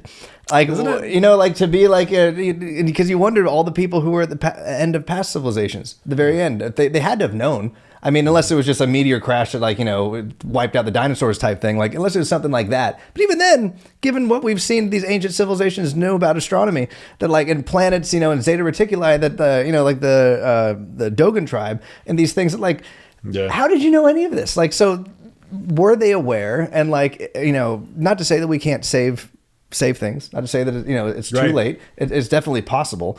But if not, it's, I think it's kind of cool. It's possible. Yeah, that's why I'm writing this book. That's why I'm doing these things, because I believe in mankind's future. I refuse to. I will always rage against the dying of the lion. Yes, and it's like that's I'm not gonna. Yeah, you exactly. Have to. I'm not gonna just complacently not do what I can. And I feel like that's I don't know. I feel like there's a lot of people who have that same spirit in them, that they refuse to just let things fall apart, that they want to bring us to the next place that we can be, instead of just falling back down into something lesser again. Well, that is why we are here right now, having this conversation, is that same belief. And I think it's, there's 20% of people who maybe are like that, and it's just up to us to wake up the other 80, or at least the people who pull the strings that the other 80 listen to, and that means we have to be able to. Here's the thing that I've been dealing with that's really weird, is the thought that we have to be able to be tolerant with everyone, including those people who we see as the villains at the top. Mm-hmm. Somehow or another, we have to work with them too. And because they do have the power, but maybe the reason why things have gone wrong, maybe it was just I don't know. One of my favorite book series that kind of introduced me to this idea was the Michael Moorcock's Elric series, where it's the first time I was really introduced to a anti-hero, I think is what it's called, and where he just kind of, he's in this position as the ruler of these people, and you kind of, it makes you empathize with somebody who's doing some shit that's really god awful. In other words, if you don't see it from inside his world, you see it's like the things he is doing is just villainous. But then you see it from inside his world, and you're like, and he had no freaking choice at all. This is shit. Yeah. And so maybe there is a point at which we can see that maybe they ended up in that place and could be taken out of that place. In other words, they've made decisions that were the only decisions they felt like they could make. Yeah. Maybe we can have some ability to reintegrate those people who are hyper powerful, who are pulling the strings, who are lying to us. Maybe there's a way in which we can find tolerance and bring it back to love, even with those people that we see as villainous. Yeah. And maybe that's the only way we can actually move forward. I don't know. This is just a thought that's occurred to me. Well, I agree. I mean, for one, heavy is the head that wears the crown. I mean, the choices that people who live their normal day-to-day life don't have to make those choices. They don't have to, make decisions that impact everybody and be held accountable.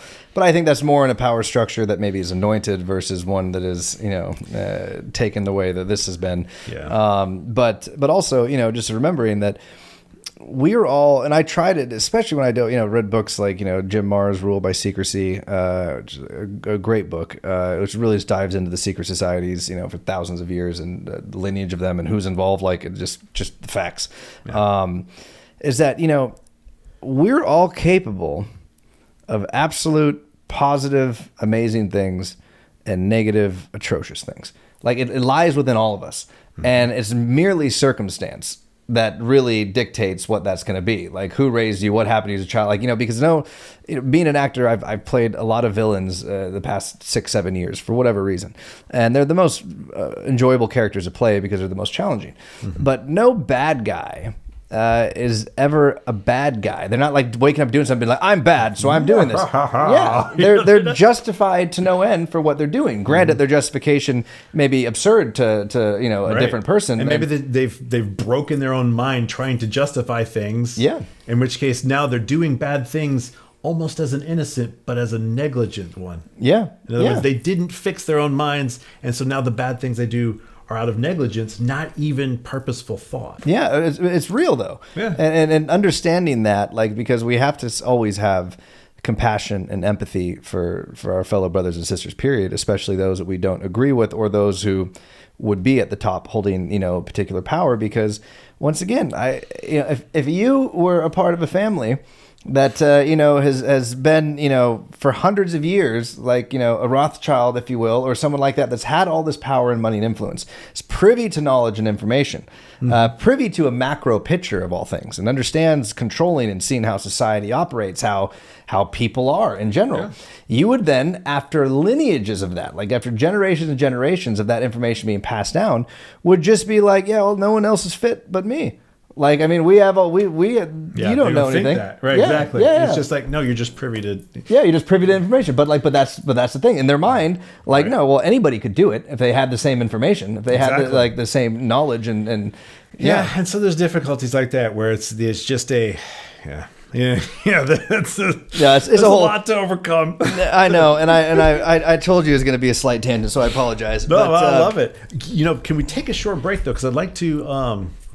Yeah, so this reminds me of some of the personal experiences with, you were talking about the whole people who are being offed for revealing too much information about technologies that might be advancing us, and threatening to those. Yeah. Right. And so that's something that actually has concerned me in the past. I have to admit, I've been a little worried about that, which is why I have been. I'm sorry. I'm not the selfless hero willing to just die to try to get the information out. I'm sorry. I have a beautiful life with my mate that I want to protect, and so I have been a little careful about it. But I have been, like I said, I have been feeling like maybe it's okay now. It's like, and so there has been a thing of me feeling like it might be okay. But to give you a little background on some of my own personal experiences, so right around the time I was doing a lot of research on this specific topic, it gets into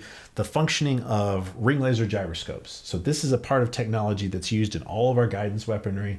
IFOGs are like interferometric optical gyroscope, I think is what an IFOG is. So it's basically, it's still part of this one particular effect. And it relates directly to relativity, the one-way speed of light, the ether, all the things that they're talking about. And so it's part of military technology. I was researching it before 9/11. And then, or was it it may have been just after 9/11 when they were starting to scrub things off the internet. So I was researching it. I went to the Honeywell website. They're a defense contractor. And I had downloaded things like information from NATO on how the state of the art, and I wanted specifics. I was like, I got to know this particular piece of information because I talked to, I think it was Bob Doyle was the name of the biggest ring laser gyroscope in the U.S. He was in Arkansas, and then there's one down in I think it's New Zealand, and I contacted all these people because this is very directly relevant to this central one thing, having to do with the ether. And when I went back to the site, all this information had been scrubbed. I looked it up once. I'm like, oh, okay, cool. I know exactly how this works. And they're talking about how, and it's like, this totally violates the idea of constancy. It just doesn't even work with how they're explaining it at all whatsoever. It totally breaks it. So this is one of the, my main things I can use in this fight. And I go back and it's gone. And I look all of it and just tons of stuff is gone. And so I called them up and they literally, I called them up one time, get some information from them, call them back a second time. This time they're like, hold, we need you to talk to somebody. They get a different guy on the phone and he's like, okay, first off, I need to know what your name is, who you, and at the time I didn't figure there was anything wrong with what I was doing. So I gave them all my information. It's like, okay, so we have to report you to the Department of Homeland Security because this is what? Yeah. No, this is part of our new as part of Homeland Security measures. That's the reason why these things have been taken off the net because now that we have your name, there was somebody who was literally going to. I've got it written down somewhere. I need to bring it back up. He's like he was going to lose his job for speaking to you about these things, but now at least that we have a way to because he should have collected your information and and so I was reported to the Department of Homeland Security for researching ring laser gyroscopes. And here's the thing that's really interesting after that.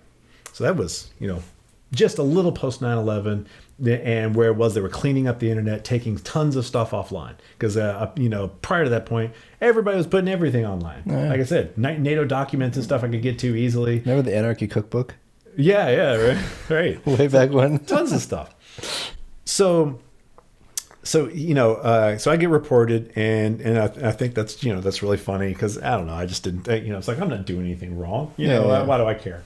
Right? Yeah. That's way too early on. Now, what they were actually gathering, the list to be on. Yeah. Before then you didn't realize what the Patriot Act was really going to morph into. Right. So at the time I was like, no big deal. And then years and years later, I had changed computers and, as you go from you upgrade your computer to another one over the years. And by the way, I'm 46, I'm a bit older than I look probably, yeah. But so you got a youthful appearance. Right. I think it's the feeling I give. So. Age is really just a number, man. No. It really is. It's a state of mind. That's how I justify getting older. Right. It's a state of mind. Just a state of mind. Yeah. So the thing is, it was years later, and this document I had forgotten I even had on my computer was like layers of hidden in a backup of a backup of, like that was 3 computers ago. And I just haven't been looking at my backups in forever. And one day I'm doing my normal stuff, but I kind of moved on from that a little bit. But one day I'm sitting on my computer, I touch nothing. And this is at a point at which a friend of mine, he's being threatened with 30 years in prison for just growing mushrooms. And Jesus. And there's some crazy shit going on at the time. And I'm sitting there just looking at my computer, doing nothing at all. And that NATO document from deep in my archives that I have not accessed in, like 6 or 7 years, pops up on my screen, open, and that was like, that was kind of like a message. It is because I was like, am I not supposed to have this? This is a NATO document that I know has been removed from the net. I kept it. And it's like, am I going to be in trouble for this? And that was one of the first times I'm like, whoa, maybe I need to chill a little bit. Yeah. That was one of those ones where it was a little scary, because that absolutely, undeniably, because I had not accessed that document in forever. There was nowhere in my documents list. There's no way to easily get to it, to open it. There's no, it hadn't even been opened since it had been copied as part of backups to that machine. And yet it just opens out of nowhere without me touching anything. I'm sorry, that's absolutely, unequivocally, someone has hacked into your machine and opened it in your face on purpose. For sure. That was a message. Right. Yeah. And so I was like, whoa, okay. That's the first time I've ever had anything weird like that happen. And so I kind of left it alone for a little while. It actually kind of put me off because, with my best friend, he eventually, the stress of it made, even though his father worked in the same environment, doing stuff with, what's it called? Mesothelioma comes from asbestos. They were working in the same thing. His father didn't die from asbestos, but he did because of all the stress of this stuff. And so, basically they killed him through just attacking him because he wanted to treat his depression with psilocybin. And he wasn't even, he definitely was not selling it to anyone or anything, but they came into his house under false pretenses. And like I said, threatened him with 30 years for growing his own mushrooms. 30 years was the threat. So yeah, crazy. And so this is all happening at the same time. Like, maybe I just do not want to fuck with whoever it is that is fucking with my friends. And that was scary. So well, you're all connected at that point anyway, because you're already on a list after that phone call, right? And if they're they know who your friends are, they're monitoring everything. And if this guy was already on a list and you're connected to that, like it's even more not looking good. Right. Yeah. So I kind of backed away a little bit for a while, but and I could just kind of throw myself into the neuroscience stuff more than anything. And but the funny thing is, so then with the neuroscience and all this research, I kind of had renewed interest, and I wasn't I'm not doing anything illegal. I'm just I try to play fair.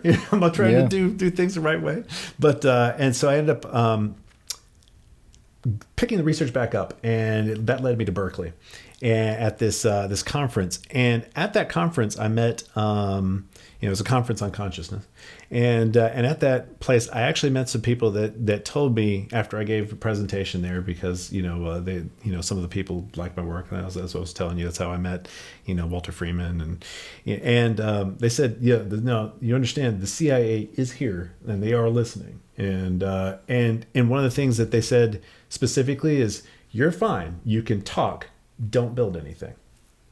That was so weird to me, because I almost like didn't believe. It's like, are you fucking with me? Are you? But it's like, you can talk about it, don't build anything. And somebody told me that here, I'm like, for real? It's like, are you fucking with me? Is that what's going on here? But then I come to find out, later on, as I told you, one of the major people now in that's kind of in the background that a lot of people don't know about, that's part of the UFO stuff. He does a lot of the he does videos on the physics of UFOs, is Jack Sarfati, and he is admittedly CIA, And so there are definitely people watching this sort of thing very closely. Oh, for sure. And you know, and so but like I said, I'm trying to not get in any trouble. I'm trying to do things, and the fact that I haven't gotten any real trouble as far as I've gone so far tells me that I think I'm in the clear. You'll know when you're not. Yeah, I think I will. Yeah. But so far, I think it's okay to talk about this sort of thing without getting in trouble. And that's Well, what are they? I mean, once again, this is the absurdity of the time we live in. This is freedom of speech. Yeah. You're not. You don't work for the fucking government. Yeah. You don't work for the intelligence agencies. You're not giving away any national security information. Right, exactly. Because I got the information myself from freely available sources on the internet at the time. They can't do anything. They're no longer on the internet, though. Is one of the things that kind of was that worried me a little bit. But yeah, this is the issue with the censorship and everything taking place now across the board. But yeah, I mean, it's a valid concern. And, you know, my brother had the same concern when he went into biotech because his first company was dealing in immunology. And he basically, as I mentioned, looked at the body as a computer. Everything is information. And he was a hacker, a big hacker before this, computer science major and whatnot. And he believed that there had to be information stored because you never get the same virus twice. So if that's the case, then your body has to have a mechanism for storing information to identify any pathogen, virus, anything that comes back in it to kill it on site. So where is that stored? Where is that computer located? How do I access it? Because if I can access it, I can rewrite the code and I can change it so that I can basically turn your body into a drug factory where I can have it produce any antibody I want at any time to heal you from anything. And that says one of his 5 companies is dealing with that. And at first he was mocked, naturally, because of the approach. Went outside of, he didn't look at it through, he wasn't indoctrinated into, the medical schools and whatnot, learning the same things. He approached it from a completely different perspective, and which is the perspective of information. Yeah. The perspective of language in that regard. And we always worried, and he did early on, because similar to what Tesla is doing, what he's doing is threatening all of big pharma, trillions of dollars. Because if you don't need these drugs they're forcing you to take or convincing you need, which very few people biochemically actually have need for many of these things. And they ultimately cause more issues, which require more pharmaceutical drugs that they're going to give you and invent and whatnot. But if you can eliminate that, same way with Tesla and energy, where everybody has access to it, infinite free energy, and you can do the same thing with, you don't need another drug again. I can just program your body to do it, and it will do it. You're threatening a power system that is in place that you got to be careful. And we were very worried, justifiably so, and still are in many regards, because he's only progressed. My view is that I think that the negative elements are actually, because they are more free of moral compunction, can have a larger impact. So it seems like there's a larger amount, or it seems bigger and more of them than it's actually really there. Whereas I think that if we view government and even CIA, for instance, I've been very anti-CAA for a long time, but at the same time I feel like the truth of the matter is that maybe there are a lot of people who really get into these sorts of things because they want to make a difference, and all they can do is from the inside. And so there are good guys fighting on our behalf, for sure. And in these organizations that we see as very bad.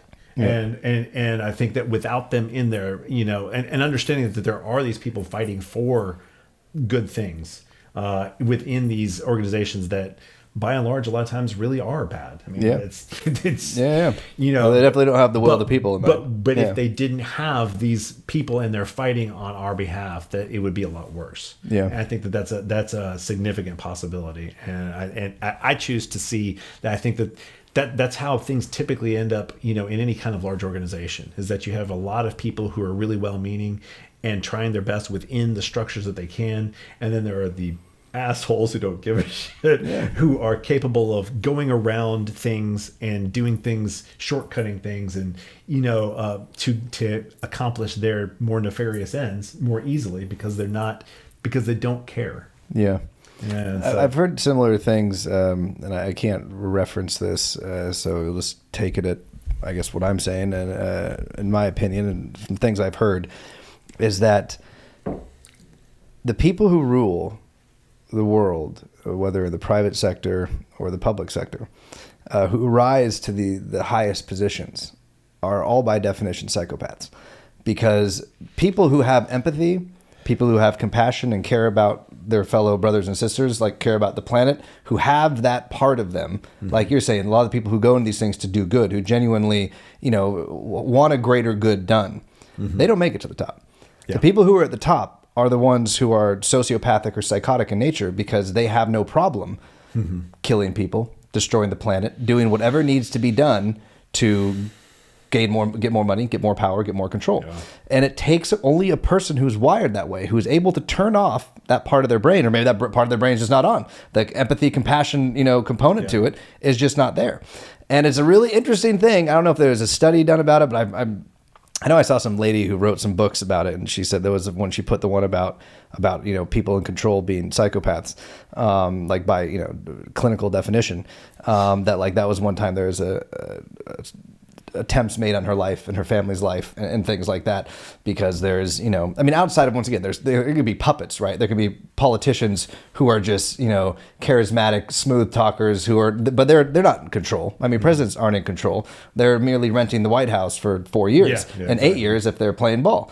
But it's the people above them who are dictating legislation. It's those lobbyists. It's those people who ultimately fund all of this stuff. I thought it was interesting, and I don't know if it's scientifically proven or how much there is actually to that, but it stands to reason if you think about it, because what it takes to do that, I don't know if I'm capable of, because I care about people.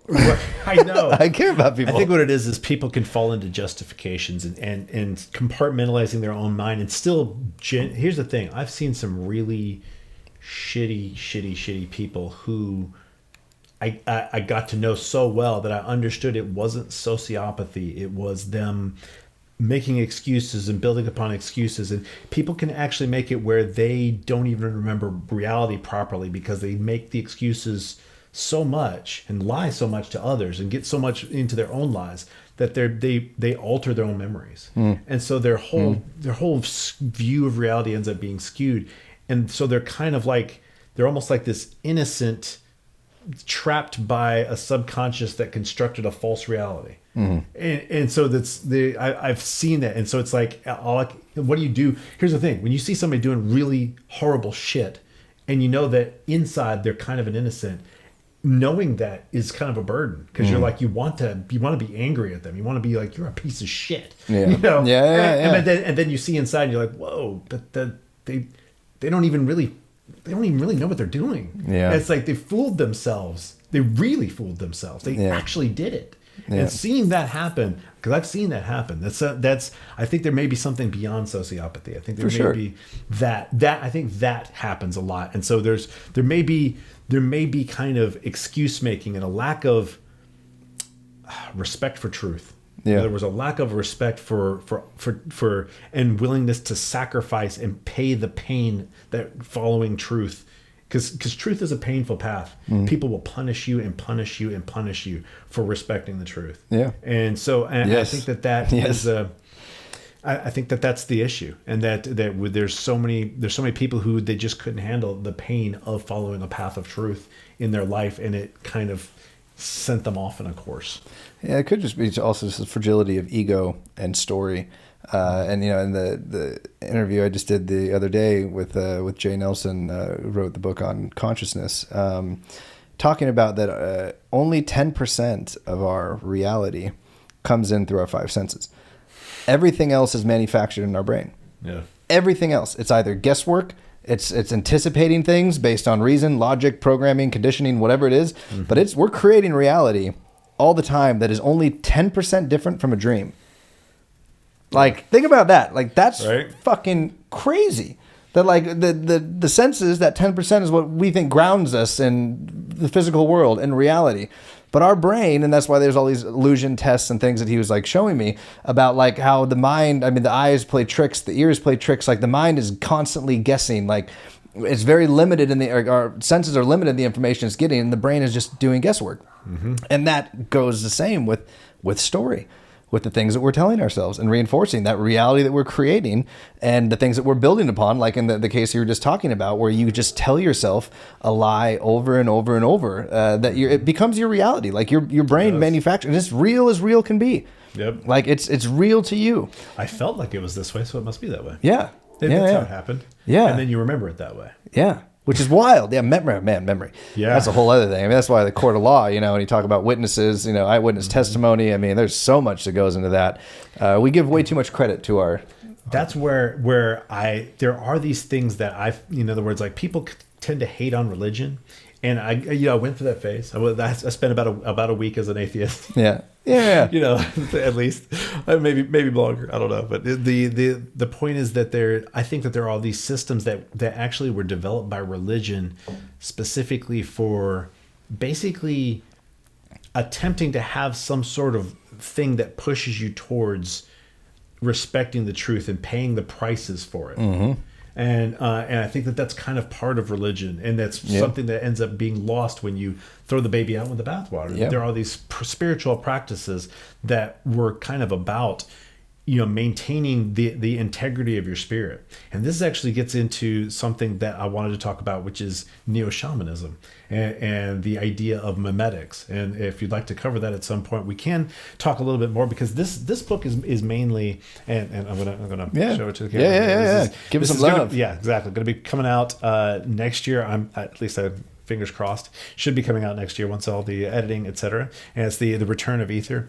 It's going to be mainly about this story of how the Aether relates to all these various things. But eventually, after I finish this book, I wanted to write my second book that I already have planned. I've done a lot of research and things like that for it. It's called the Rock and the River, and it's about consciousness and really going down that path and looking at how all of these things relate to that. So it's a good idea then. What's that? As a little segue, we can get to UFO stuff at the end. We're on consciousness now, and I think this is a good time to talk about it, because I was actually thinking while taking a leak, and looking at the shirt I was wearing, and obviously growing up a huge Star Wars was probably one of the most impactful, influential movies ever to me as a child, for a myriad of reasons. But the thing that's crazy about Star Wars is the Force. Mm-hmm. And I couldn't help but thinking, I was like, I'm going to talk to him about the correlation between the Aether and the Force. Because if you look at the way that Kenobi and Yoda describe the Force, it is so spot on to reality. Yeah. So philosophically accurate in so many ways, and spiritually accurate, and even like at a quantum level. And I mean, how do you get there, right? Yeah, it's mind blowing. So I was curious, and then we can dive into consciousness from here, because this is a great jumping off point. What do you think about the Aether possibly being the inspiration for something like the Force, or how closely do you think they line up? I believe that it's a really fun idea, and that answers that. Right. Well, here's the thing.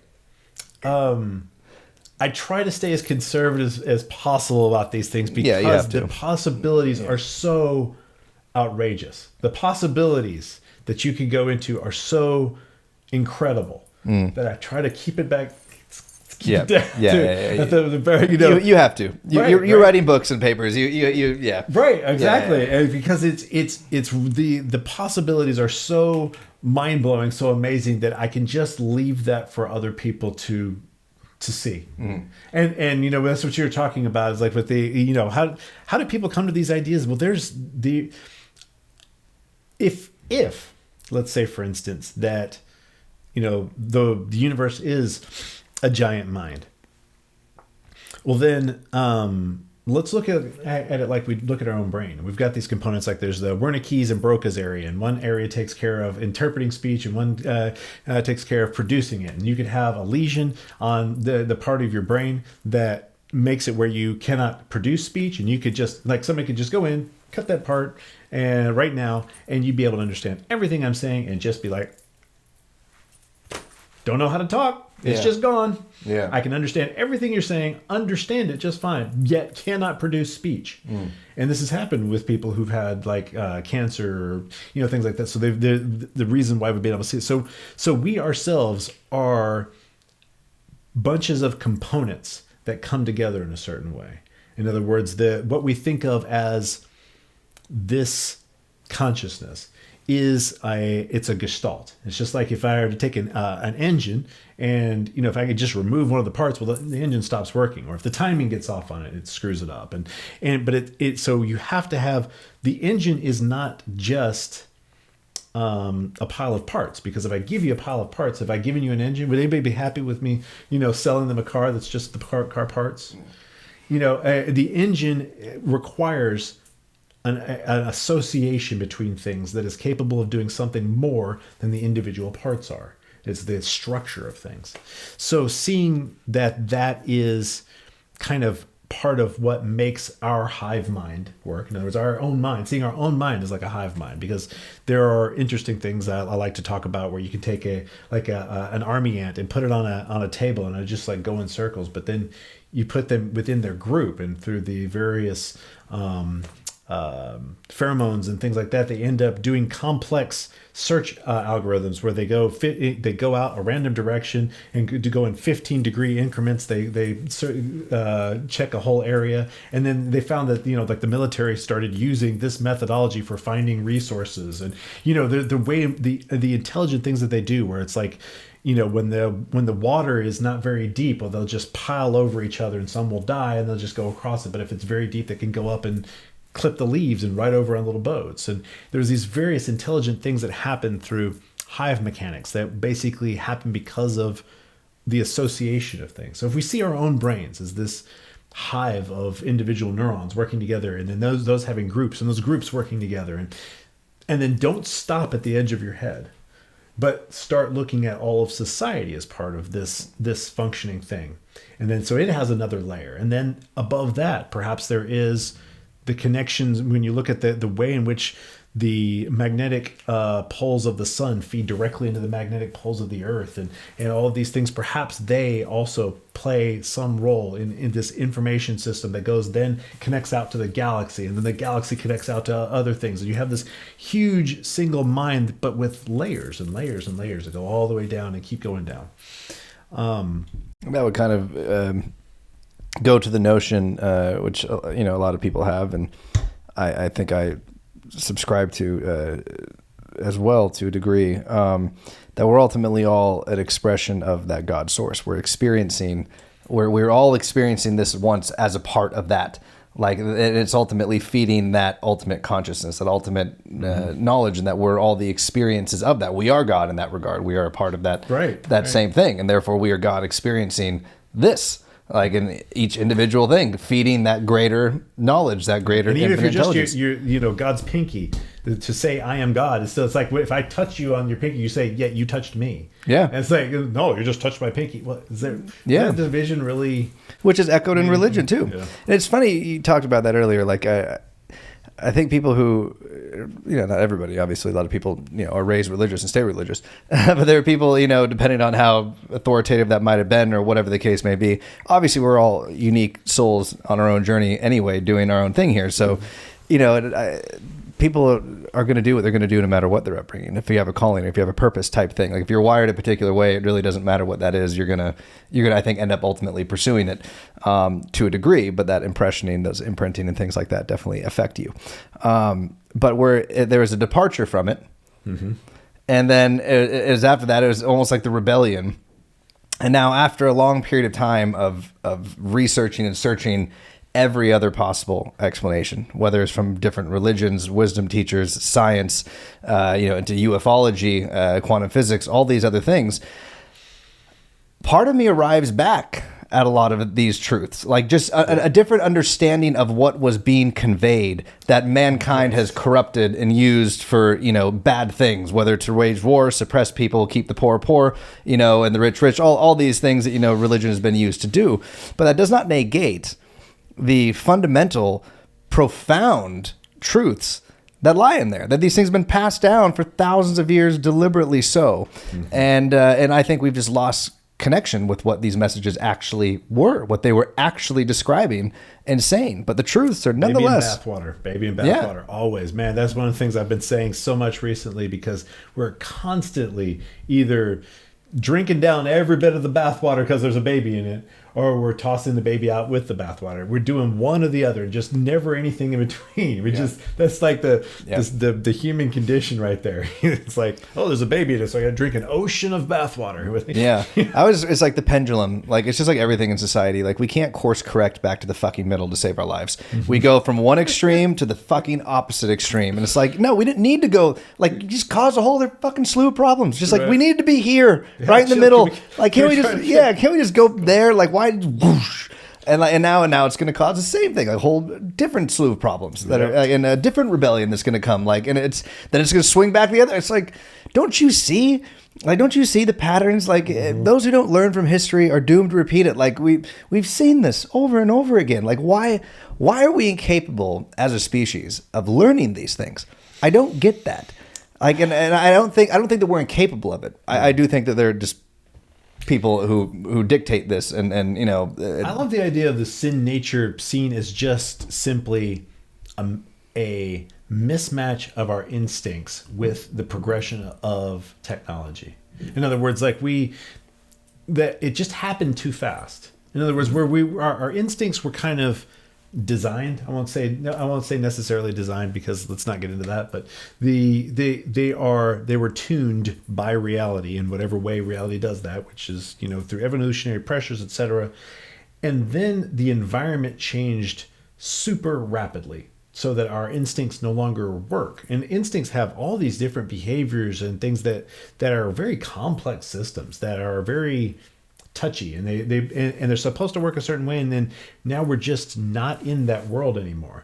So how do we get to where we are now, and also have our instincts sort of match it? And I think that's where that idea of sin nature, that from Christianity, for instance, comes from, is this mismatch between things, where it's like our instincts are trying to get us to do these things that have to do with a tribe of 20 people, who are nearly primates, and they're just going and stabbing things and trying to bare their teeth and show their genitals in just the right way to keep a hierarchy that allows them to be a team. That's who most of us were. That's what we were designed kind of as by nature, and then now we're not in a situation that's anything like that at all.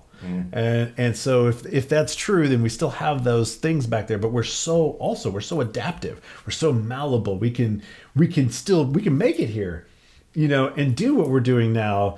But it's just, we get a lot of trouble from that pre-programming crap. We got a lot of pre-programming still trying to tell us to do these monkey mind things. I think that's a part of what makes the human experience unique. And possibly what, these paths to enlightenment and these wisdom teachers, these ascended masters, whatever you want to call them, or gods, were essentially trying to teach humankind in a way, was this mastery over the body. Like we're this intelligence, this consciousness occupying a carbon-based meat suit that is pre-programmed with all sorts of biological predispositions, urges, things that like make us, not far off from the animals in many ways. And if we give in to those desires constantly, if we have no self-control, if we have no willpower, it can lead to very bad things. It can lead to destruction. And realizing that we are so much more than this, that this is not us, gives that control ultimately. It's a freeing from being enslaved by the body itself. But here's the thing. There's a balance between the two, and that's part of what I believe is part of the Eleusinian mysteries, because you look at some of the mystery religion stuff that came up through Dionysus, and basically the reason why they had these connecting with the animal portion. And so I think that there are people who try to. It's like we're caught between angel and monkey. We're half of each. But whenever you have these people who fight so hard against their primitive self that they deny it and deny its existence, then it tends to, if you've noticed, those people, those are the ones where it rebels the most. Have you noticed that? Where it goes, no, fuck you. Yeah. No, it's like, fuck you. This is the thing that you really, really don't want to do? Yeah. You're doing it, buddy. Yeah. Because you're screwing with me. And so it's almost like we have this dual nature, and if we don't have a decision between them, that's one of the things I loved about Stargate. You remember, did you watch any of Stargate? Yeah. The idea of the Tok'ra instead of the Gua'uld. The Gua'uld would come in, they'd take over the body and suppress the being that was there so much that it was almost not experiencing, but it was trapped in horror. And then the Tok'ra were the ones who they'd actually share the body as this other, and you know, they were actually talking about these concepts of you know, how we deal with that part of ourselves. And I think that it's kind of, you know, that's part of what these various, you know, mystery religions have been. Some of these things have been lost, and I think a lot of it also comes down to what they now term cybernetics, which is not like cyborgs and then like getting your, you know, but instead the way in which there's a crossover between shamanism and cybernetics, I would say, and that is when we start to see ourselves as these information entities that are not necessarily local, but we are nodes on a network, and lots of different things share the processing space of our brain. And let me explain this for people in a way that they can relate to. There was a program called SETI at Home. Do you remember that? I know SETI. SETI at Home was where you could install the program on your machine. Oh yeah, buy it on PlayStation. They offered it for that. Like, they ran calculations, right, for them. And it ran calculations for trying to discover extraterrestrial intelligence. I used to have that on my PlayStation and play on the TV all the time. And all of them work together in a certain way to do one thing. Yeah. And so basically it's borrowing computer time. Well, the other thing is something called a distributed denial of service attack. And you've heard of those, right? You got the DDoSing, right? DDoS is basically they go in and a virus gets into your computer that you don't know about. And then at a coordinated time, all of the infected computers go and ping a certain IP address or whatever. And so it basically what happens is it just clogs it up. So, but it's the coordination of all these individual units doing one thing. And so if you start to see us as part of a distributed computing network, and that there are many things that share our consciousness, many sets of things that we can put, you know, we can think of Congress as a single entity, even though the individuals are changed out. And, you know, we still think of Congress did this, Congress did that. We don't have a problem with that. But whenever we start to think of other sets of entities that we haven't put a label on, that have emerged anyway, that is something I believe that kind of was part of the idea of gods and goddesses and things of that nature from ancient times, that they understood this part of us as where we played a home to these other collective entities, and that it makes sense from a processing, computing sort of and networking sort of perspective. There's nothing magical here to this idea of gods. Now this is also called like noosphere theory, where basically there are these spheres of entities that are basically, you can put borders on them, but the borders are kind of loose anyway, because when it comes down to it, we ourselves, the borders between us and our environment, the borders between us and our close friends, they're a lot, who we are is a lot more malleable than being just these separate entities. It's a lot more distributed in that way. And so when you start to have that perspective of things, and this is kind of what I call Neo-Shamanism, which is looking at consciousness through this filter of understanding we may be playing home to components of various entities. And so this fits with a lot of the ancient teachings of, you know, being an avatar, for instance, and our perspective of gods. But then beyond that, so talking about the ether again, going back to the ether, if there is a computational substrate that its very actions are just sort of creating this world around us, and I'm going to try to bring this back to the force. Yes. if it's what's creating physical reality by its motions and rotations and and the way in which that makes things work. And so in other words, whenever we see something that we think is real, it's just like seeing a vortex in water. Is the vortex the thing, or is the water the thing? Just because it's clear, we end up focusing on the vortex, but the water is the thing that's happening. That's what's happening.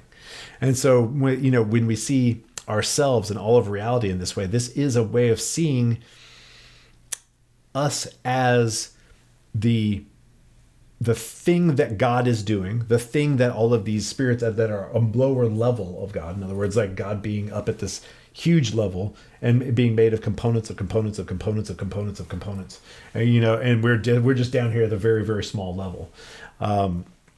Then perhaps the way in which the thoughts of God kind of are carried out is in this physical manifestation that is just like there's something physically happening on that computer over there when I'm playing a video game. Playing a game. But then, if you get an electrical engineer, it's like, no, there's just whirling drives and just, zeros and ones moving around. You're not playing it. No, it's both at the same time. Both are happening. And when you understand that perhaps everything we see around us is a computation. So in other words, we are kind of in the matrix, but it's not a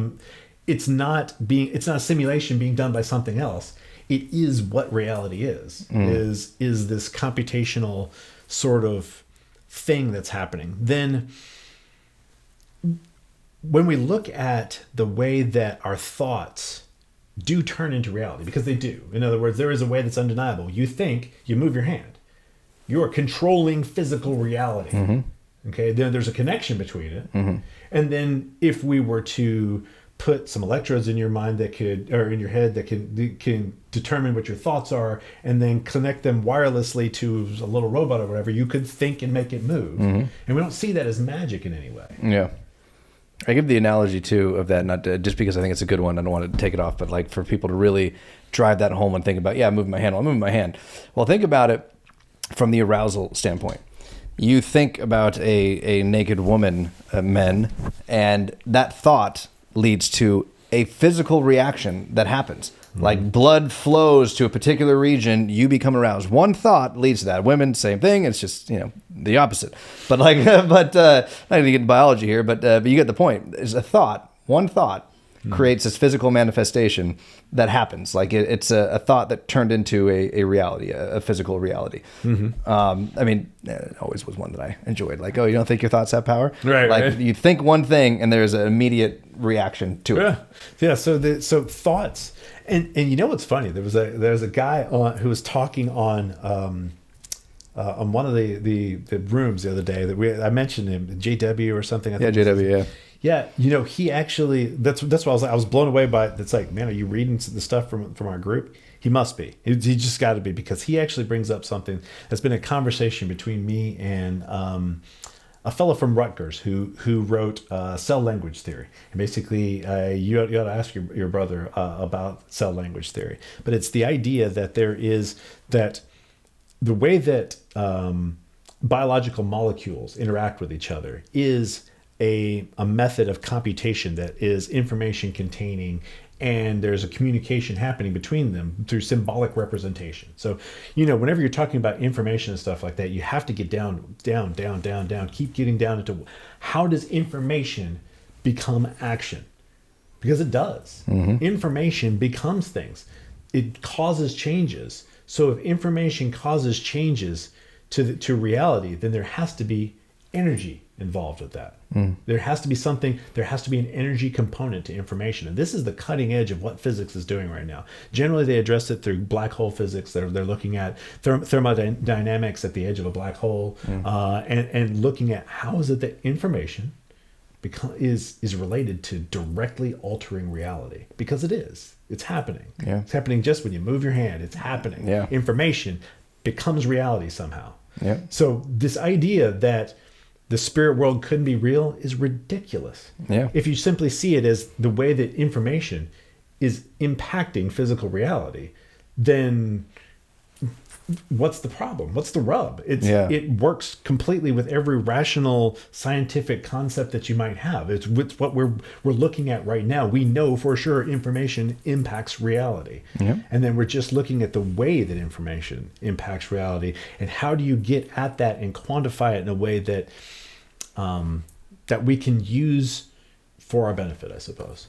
And that is that's also part of this. It's all related together. It's really entertaining. So, do you want to dive more into the Neo-Shamanism, into your takes of that? Because within that we can, branch into potentially psychedelics or just consciousness as it pertains to ether and everything therein.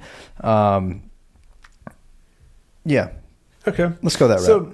So the idea behind Neo-Shamanism, and this is kind of, there's other people who talk about it in different ways, and whenever you're talking about something that's kind of new, there's nobody who has control over it, so it all depends on who uses your word first, the word that you use for it or whatever.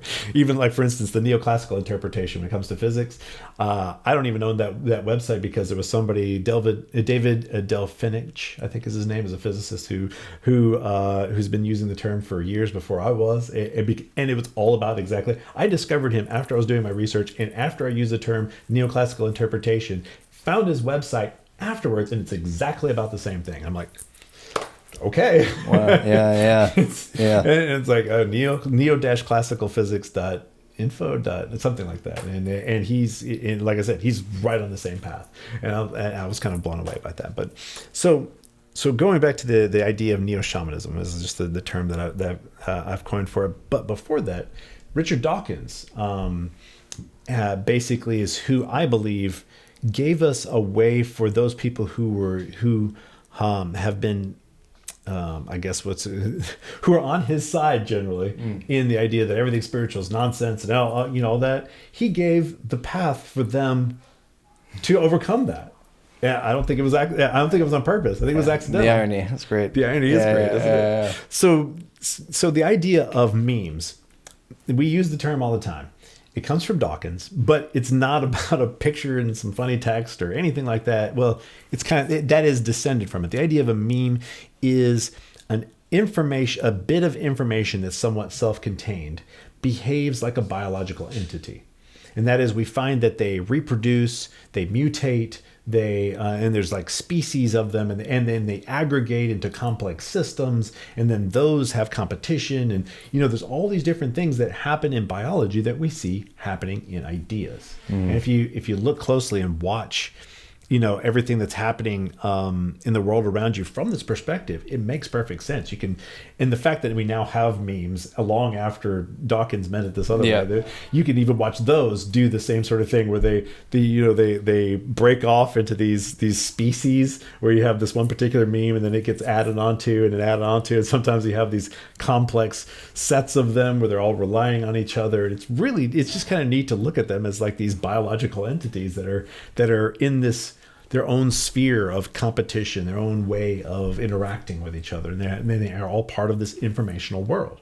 So that's what memetics is about looking at the way that information just tends to automatically aggregate, at least when it's under the kind of computation that our minds, provide for it.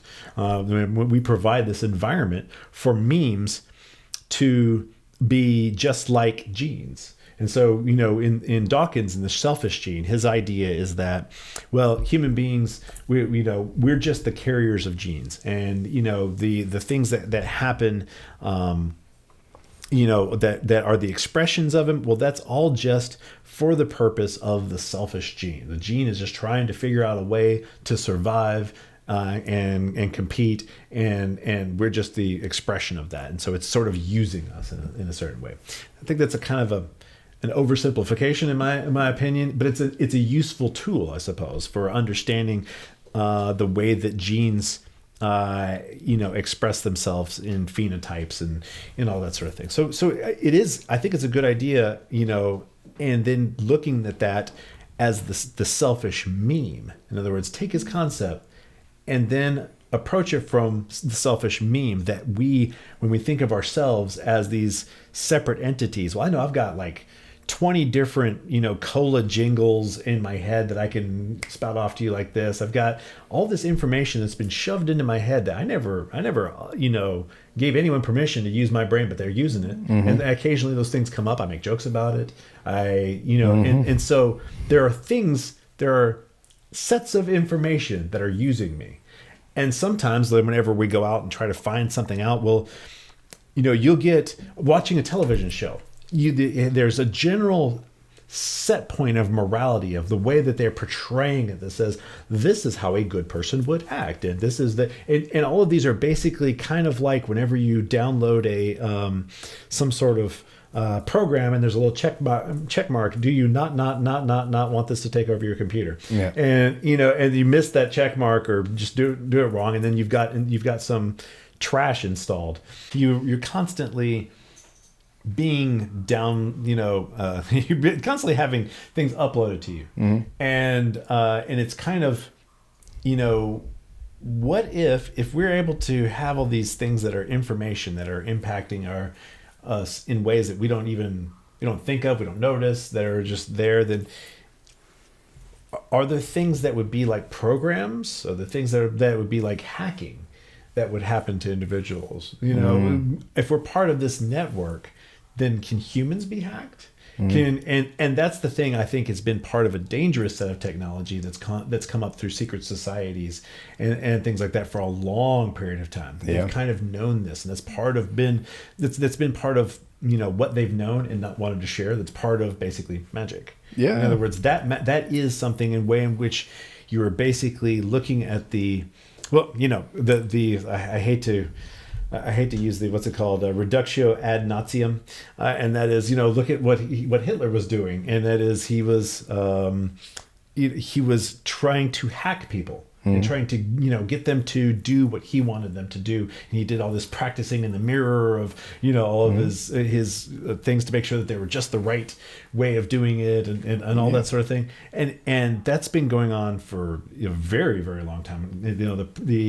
And just now that we know it as propaganda and all these other words for it, is kind of irrelevant. I think but here's the point, is that there is this sort of idea of shamanism that we are constantly we're encountering things that you can see as more simplistic entities like viruses or like bacteria that are ideas. There are these, but then there's more complex ones that can take you over and let's say, like a religion.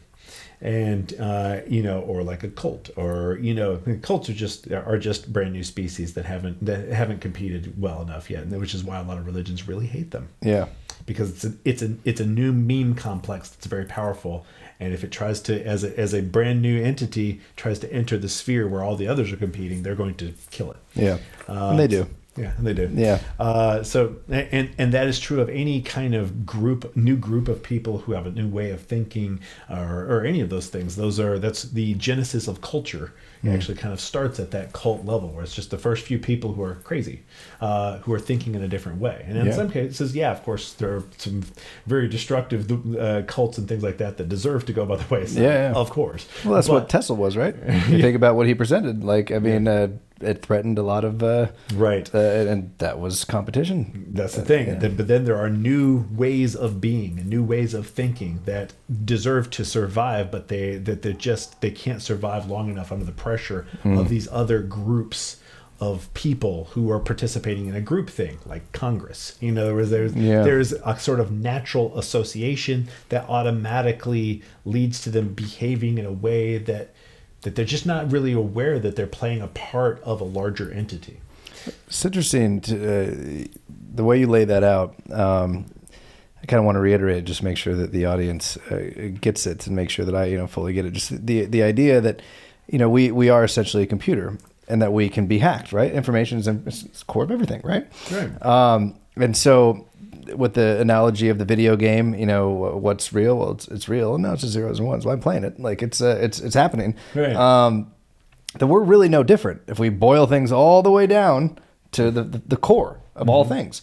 It's information, it's energy, resonance, frequency, and those things can all be adjusted. And so, kind of looking at the idea of we're getting uploaded software, or potentially a new program, which is what these things are, that they're hacking essentially our computer.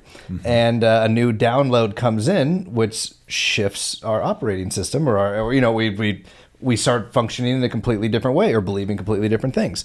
And I love that you brought up Hitler, because during Project Paperclip, some of the main people we took over, in addition to the scientists, were his top propagandists. And society, those secret societies, and that's obviously what Hitler was. I mean, I want to talk about secret societies and what the form of the Nazi Party and everything there, and they were deeply ingrained in the occult, like very much so.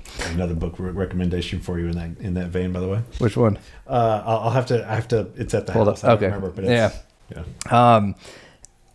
But this information's been here. They've perfected it over time. And now with the implementation of technology and social media, the power is absolute.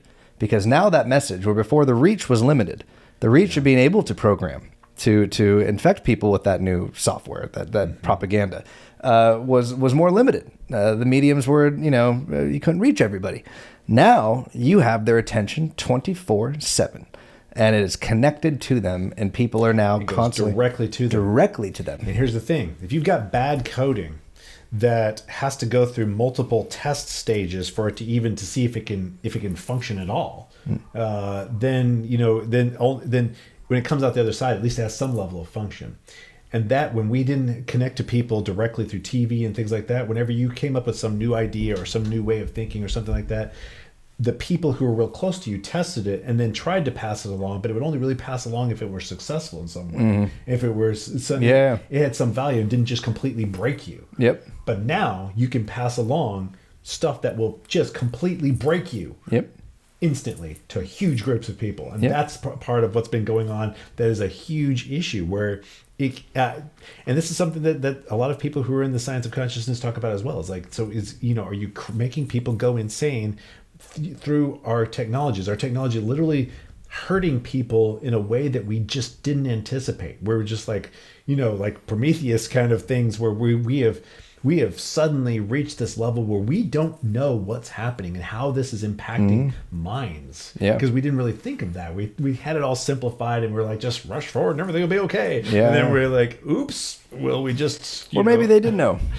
Maybe. There's also that possibility. There's also that possibility. There's also that possibility. Well, it seems like we are now a hive mind. Yeah. That's what technology and social media has done. It has truly created a hive mentality, where before, the message would have to be so compelling, so credible or something, to be able to get the people who were receiving the message to go out and spread it to everybody else, spread it to their peers. Exactly. Spread information that way. You don't need that anymore. Nope. You don't need facts. You don't need shit. Like it's a direct whatever you want and whatever you want to find, or whatever, confirmation bias you want, whatever it is, you can find it immediately. And it's already targeted to you. Because they're listening to everything you fucking say. Yeah. And that's the other thing, is AI is listening to everybody. Yes. You say, and it's only driven by success. In other words, and success can be short-term or it can be long-term. Because here's the thing. A creature that is very successful in a petri dish is... you can make something take over petri dishes really, really, really, really fast. And you can keep breeding and selecting for just that. The faster it'll take over a petri dish. But then once you've bred it in that environment and try to release it in the wild, it will fail utterly, because your idea of what is survivable is limited to a petri dish specifically. And so, just because it can compete over the short term, because that's really fast growth, you put some other thing in there in that fast growth, because it doesn't grow as fast, it'll outcompete that thing that grows a little bit slower. But then you go in the wild, and there are these effects that are basically gestalt. There are these effects that have to do with, circumstances that are far more complex and happen over longer periods of time. So basically, there is this short-term strategy that wins in the short term and destroys the environment such that it can't even... It destroys itself. It's self-destroying because it's so successful only in a short term, and doesn't balance long-term with short-term. There's short-term successes, and then there's long-term successes. You balance too much towards one or the other, and you're no longer competitive. And so one of the things that can happen in these kinds of environments is you can have this boom bust of things that are only successful in the very short term, but destroys the organism that it's in. And that's one of the reasons why, for instance, Ebola is not very good competitively. because it kills you too fast. Yep, exactly. It's not. It's short-term strategy is shit. I mean, well, it's a good short-term strategy. It reproduces within a single body. Yeah. But when you look at it compared to other viruses, overall, it's shit because it doesn't have the ability to keep its substrate. It doesn't have the ability to keep its environment going long enough for it to perpetuate over time. Yeah. So that's the thing is people see these short-term wins and they don't understand it's a long-term failure. Yeah. And so this happens all throughout everything from economic theory to, individual relationships. And it's a really interesting thing to see that there's these balances that nature handles really, really well that we just fail at utterly all the time. Yeah. And so some of this taking control that people are trying to do with propaganda and stuff like that, they think that they're being successful and destroying that which that they wanted. It's just like, I always would fight with my dad. And this is something I said a long time ago, about, I believe that same idea that maybe everything is just sociopaths running everything. I was like, yes, but at least be a good sociopath, because if you're good at being a sociopath, you'll feed your animals at the very least. Make sure, it's like, oh, I'm really winning by never feeding them because that's extra profit in my, and then they're your gonna animals die or they're thin or they have low birth weights and eventually the system is crippled by your stupidity. You're an imbecile as well. You're not smarter than everybody because you're getting the most out right this fucking second. You're an imbecile because you haven't made it survivable over time.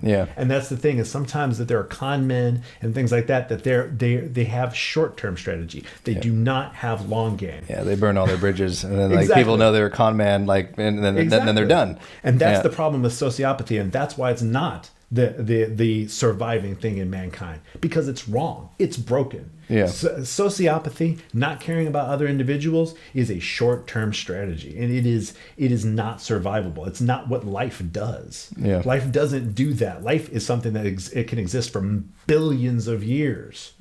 So there is a heart of love in the very code of how everything works, because there has to be a balance of short-term and long-term, and it has to be something that can exist over time, and it's something that can exist with itself and as it changes and as it grows into all these myriad things. And so that's one of the things that is neat, and watching these people fail to be proper shamans, because that's what they're doing, is they're jumping into the spiritual world and screwing with things that they don't understand and fucking it all up. And the idea too of just like symbiosis, just to go back to the idea of the soul, the consciousness, the spirit, and then the physical form that it's occupying. And you're talking about people spending too much time, on the outside, and the physical form is going to rebel against it. Yes, this is our experience, but it is also what we're supposed to be experiencing and embracing. Like, we can't be at odds with our physical form, because right now this is what we have. Like, as much as we all want to, speculate and do the research, we still don't. Nobody knows what really lies beyond, because no one's coming back from the other side. And so, we have ideas. Which is what everybody's searching for, right? It's the fundamental purpose of I think of what religion and what so many of these things give people is purpose, is community, and it gives them solace for what comes next. The unknown, the great unknown. And that's enough, because those things will plague you otherwise.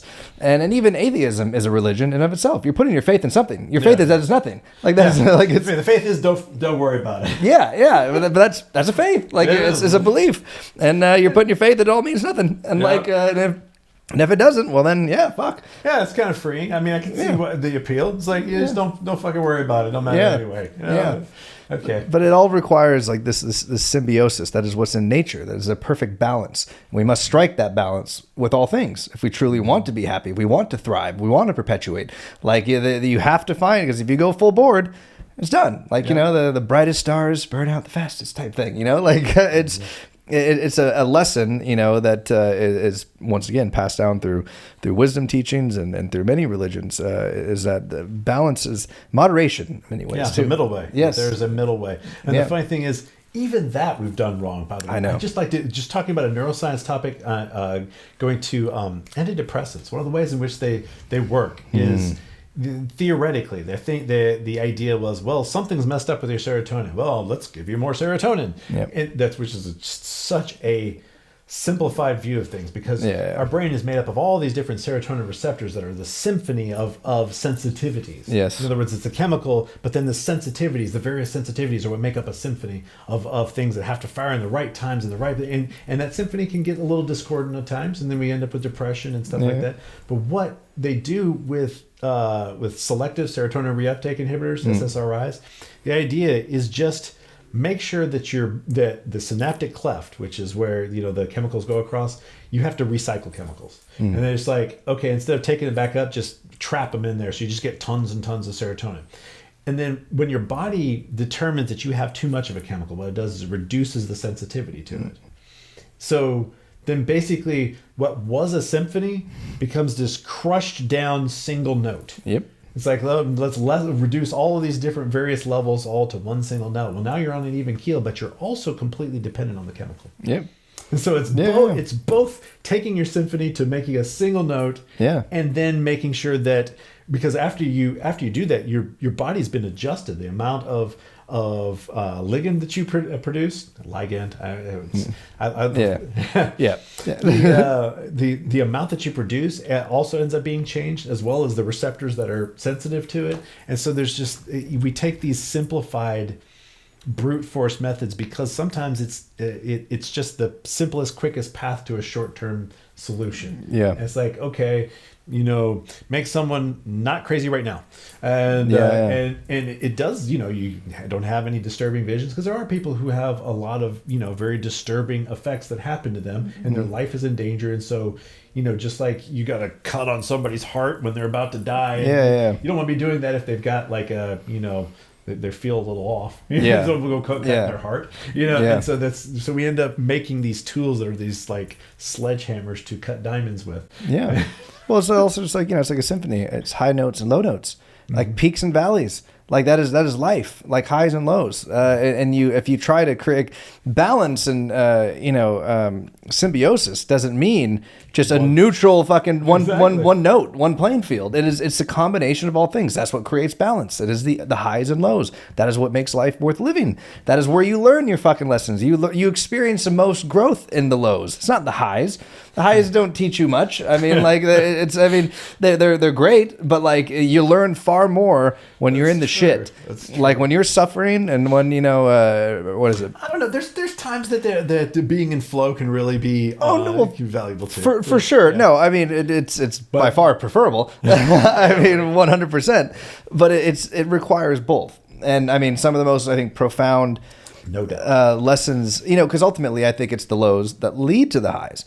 Some of my greatest accomplishments in life led from like hard work in the lows, digging, clawing, fighting, and then that led to a massive high. Like a massive high. And so it's not the high, you then learn that like all of the stuff you were doing in the lows is what led to the high. Like it's what led to you getting there, because if you didn't do them, then you'd still be low. Like, and so if you didn't learn from them, it's the same thing. People don't learn from history, doomed to repeat it. Like, it requires both. That's, I think, what real balance, real symbiosis is. It's not that let's create one note.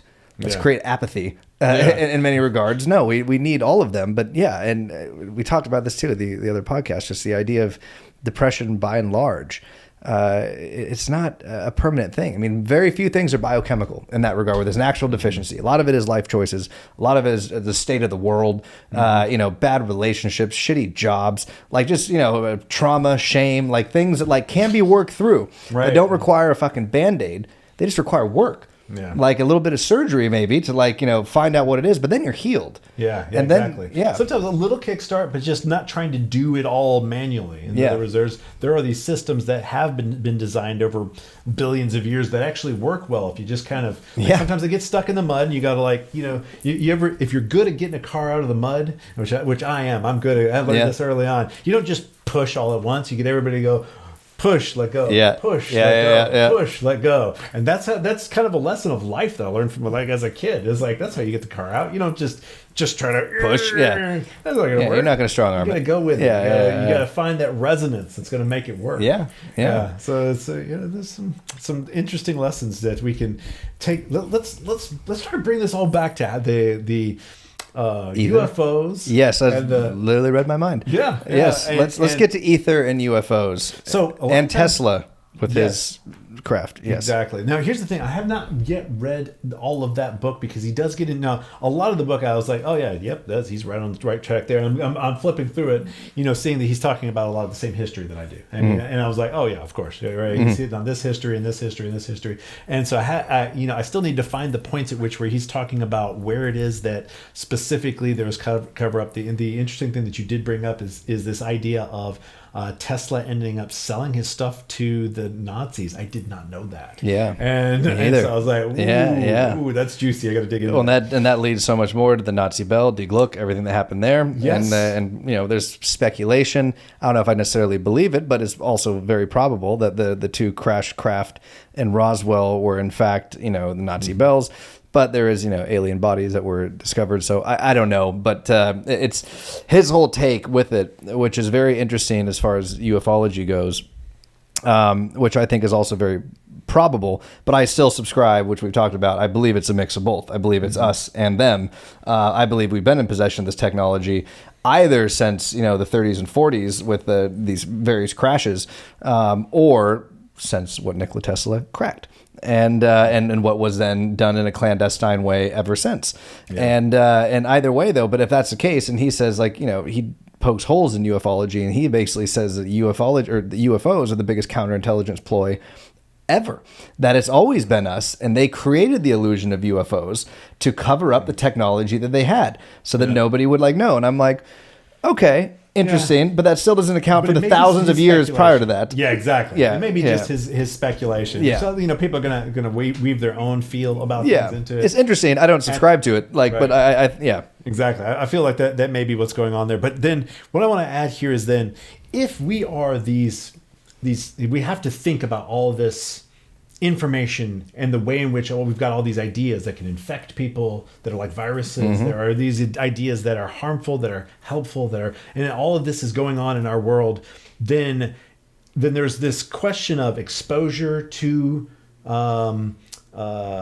toxic entities that have to do with just like we think of exposure to a virus is important, in a certain way. If you get a little bit of exposure to it, you can defend yourself from it.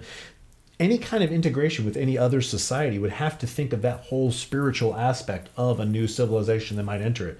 All of their dirty laundry, basically. All of their bad ideas, their good ideas, that whole thing can be a big lump of toxic stuff with viruses that may be another civilization might even be susceptible to, where they could actually harm them. And so there's even that kind of consideration that any alien species would have to make, is that, what about our ideas? Because we are more than just our bodies and the physical world. We are our ideas as well. Yeah. And so, a lot of times when people have talked about this psychic connection and using the mind as part of, the way that alien craft are controlled. And, that really, of course, that makes sense. For sure. We're already trying to control our computers with our minds. Any advanced civilization, of course they'd be doing that. And then at that point, wouldn't they have already understood all of this? Wouldn't they already understand that there's all these ideas and things that you have to account for? And then there's this whole, basically, a computing substrate that we make up, where we've got to watch out for viruses. We got to create a whole immune system around ideas, and and we got to make sure we have that, and because of the interaction of ideas that's going to happen at very rapid speeds, and that's going on right now. We just haven't figured out the whole having an immune system thing properly. Our adaptive immune system needs to compensate for information or for ideas, and we've got to start building a mental immune system that works, that doesn't attack ourselves, that doesn't, because there's so many different ways an immune system can screw up, right? And if we try to do that with our minds, I think that's part of what religion has been doing for thousands of years too, is trying to create the right balance of an immune system, of a security system, of a way of, having a balance between being exposed to new ideas and also being able to find that core that, so you can continue to function. And so that's kind of that's the neo-shamanic way of looking at things, that there are ideas that are, when you see ideas as entities, then you're kind of in a semi-shamanic world. Now, I think that this is a very topical layer, that there are layers deep underneath this that other shamans are actually more involved with, where nature spirits and things like that are real things. And so, like, for instance, I would say that I could say the spirit of the wolf moves the waters, and it be a way of talking about the keystone species of wolves, the way that they impact the cascading events. And this is a well-known thing, that they actually change where the riverbed, where the river, the edges of the rivers are and things like that in Yellowstone Park, because of their interaction with all of these interdependent systems between the how far out the beavers go, depending on the grazing habits of the caribou, I think, and all these things, and because they change the environment and makes it more dangerous for them if they, and so it's just so basically the spirit of the wolf moves the waters is a true statement. It's just abstracted from it, and so this, seeing these things in a spiritual perspective, I believe that there are the shamans that are out in the rainforest and things like that, they're keyed into the spirits that have been there for billions of years. The things that are complex systems that make up mind-like entities that have been there for like I said, billions of years. And so that's something that is kind of below the level of what I'm talking about with our civilization and our silly thoughts and all that. That this is kind of that's kind of a child almost. That's kind of a half crazy, child entity, and that their Neo-Shamanism is actually trying to interact with that. And in the near past, we've fucked that all up. But anyway, that's what's going on there. So then let's take that and applying that to the technology and things like that. I guess I'd have to talk about the neuroscience aspect of this really briefly. So one of the ways in which you represent information is through configuration. In other words, it's relationships between things. That's how representation occurs. That's how you have information. Information has to be, and then furthermore, it's my theory that I've proposed to this community of scientists that I interact with on a regular basis, that there is a requirement of resonance. In other words, it's called coupled oscillation in more technical terms, where there's a requirement of resonance to the structure. So it's actually geometric in nature. There's a geometric configuration of things at the lowest levels that have to be able to create resonance patterns with other things to be able to make these systems where there is that is the nature of information that is how representation occurs. And because of its energetic ability to impact the other, because it is a mirror of it, that is how the information storage transfers and actually impacts other things that are distant or not directly touching or things of that nature. So this is a way of seeing information as a geometric configuration thing. So looking at this from the way that the brain works, we have these neurons that are the long things, and then they branch out into these dendrites. And those dendrites they touch different neurons, and they kind of, whenever they're touching a neuron, lots of different neurons are all going, and they're all branching, and they're all crossing each other and touching these other neurons and at their ends. And there's kind of like this weird voting system that goes and determines whether it fires to the next set of neurons. But so you have these branching things that are like these trees of dendrites. And it's my hypothesis that, and based upon a variety of things, and I've actually put this into one of my first papers, that the structural configuration of the dendrites, the shape that they grow into, is what's storing information because of, this goes back to the Bohm and Pribram model and holographic mind, but it's just basically, it's a wave shaper. In other words, it shapes the waves that come off of it. As the electrical signal goes across it, there's waves given off, and then those shapes and the way that they interact is what stores and configures information. And so that's how the information is occurring. Relating this to electromagnetism. Now, electromagnetism, we're going back to all the way to the start of this conversation with ether, is the motion of ether. That when electromagnetism is happening, there are these flows of ether that are vortices, and then and around them you have these threads. And so all throughout the invisible space around us are these super tiny threads called vortex filaments. And this is a common thing that happens in superfluids. So we actually do have models of this that occur, and they are very, very dendrite-like. and their configuration could actually be one of the ways in which the information is being stored in the substrate here. But here's the thing that's interesting. When you look at the way that electromagnetism works in the formation of the actual dendrites, in other words, what shapes the tree as it grows, because there's these growths that are changing and storing information as you have experiences, what's causing that? Well, it turns out that the electromagnetism interaction between the astroglia and the dendrites makes it where as the waves are changing the electromagnetic charge, the ionic charge in the astroglia, that can actually pull the dendrites, the ends of them, towards it, so it actually shapes it. So as the information goes across, the shape of it changes because it's tracing and tracking after some sort of electromagnetic wave that came through and left its impression on those fattier cells called the astroglia. So there's basically these two systems. So trying to recap here, you have this way in which the brain is being shaped by electromagnetism, and it's the coordination of these electromagnetic waves in the brain that are processing and storing and the information, the way that it's working. How does this relate specifically to electromagnetism, however, is that electromagnetism automatically has these little threads, and I'm not sure the scale of them, because this all comes from all the way from 19th century physics, and there are modern physicists who are actually exploring this model of electromagnetism as well. I've just recently found that's one of the things I talk about here, is this revolution is actually already happening. I'm not calling it into being. It is happening in the background, but just they're not allowed to talk about it with specific words. There's not much coordination between the individual scientists who are doing it, but when you dig in, you find them all coming to these same conclusions that all have to do with a superfluid medium, has to do with these vortex filaments, and it's uncanny how it's all coming together.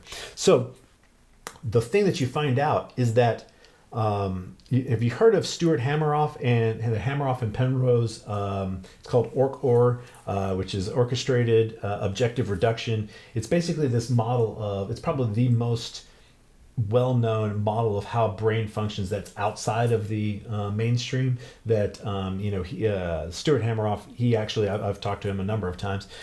He kind of puts on some consciousness conferences and things of that nature, and he used to be in our group. I haven't seen him recently, but he's cool, and I like what he's doing. But I would add a slight deviation to it, specifically because you have to base it on this version of physics, and he's trying to base it on the other interpretation of quantum mechanics specifically, and that is the microtubules. That's a huge basis of what he's talking about, is the microtubules.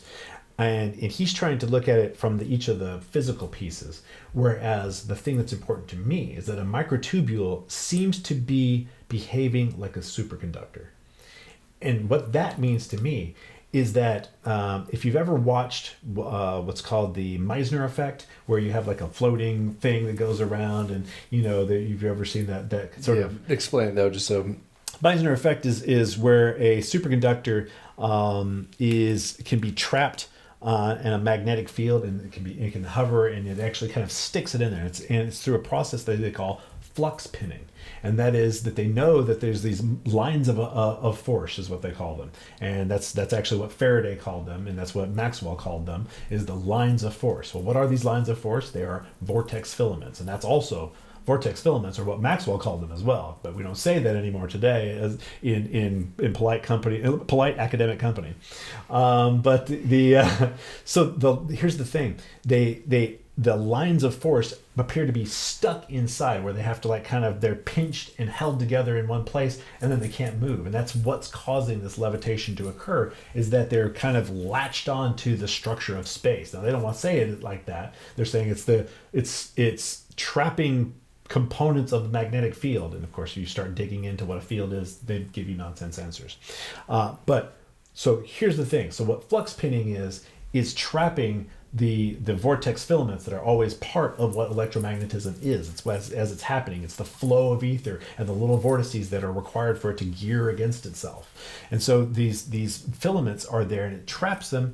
But here's the thing, the microtubules seem to be behaving like a superconductor and doing this flux pinning sort of maneuver with the flow of ether. So in other words, our brains may be literally doing this configuration of the ether that we're like, it's like we're weaving the fabric of ether as our thoughts occur. We're shifting and combining and moving these filaments around that are all around us that make up this computational substrate.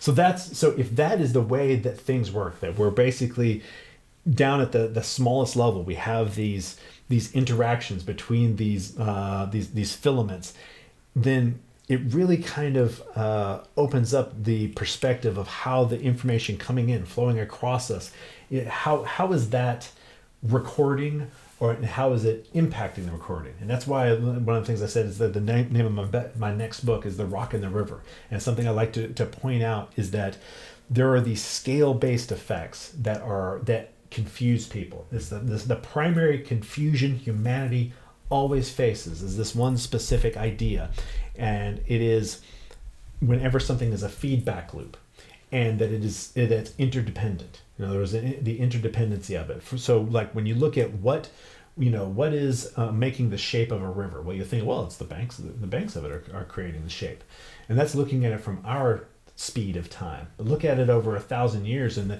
the river's just whipping around like this, pushing the dirt around, and it's shaping the land. And so when you ask yourself, it's the rock moves the river and the river moves the rock. It is only through the combination of the water and the riverbed that you have a river. It is a combined entity, and it doesn't exist on its own. Water on a floodplain is not a river. An indention in the land is not a river. It's only through the combination of those two things that you have a real river. And so if you look at ourselves as playing this smaller component of God, where we actually are playing one part of it, and we look at our own minds in that same sort of perspective, that there's information that's impacting us, and then we are impacting that information. And so it's this computational sort of thing that happens at the edge, at the border of, as the river is moving the rock and the rock is moving the river, that is kind of, that edge is where we exist, at that borderline. So let's bring that back, though.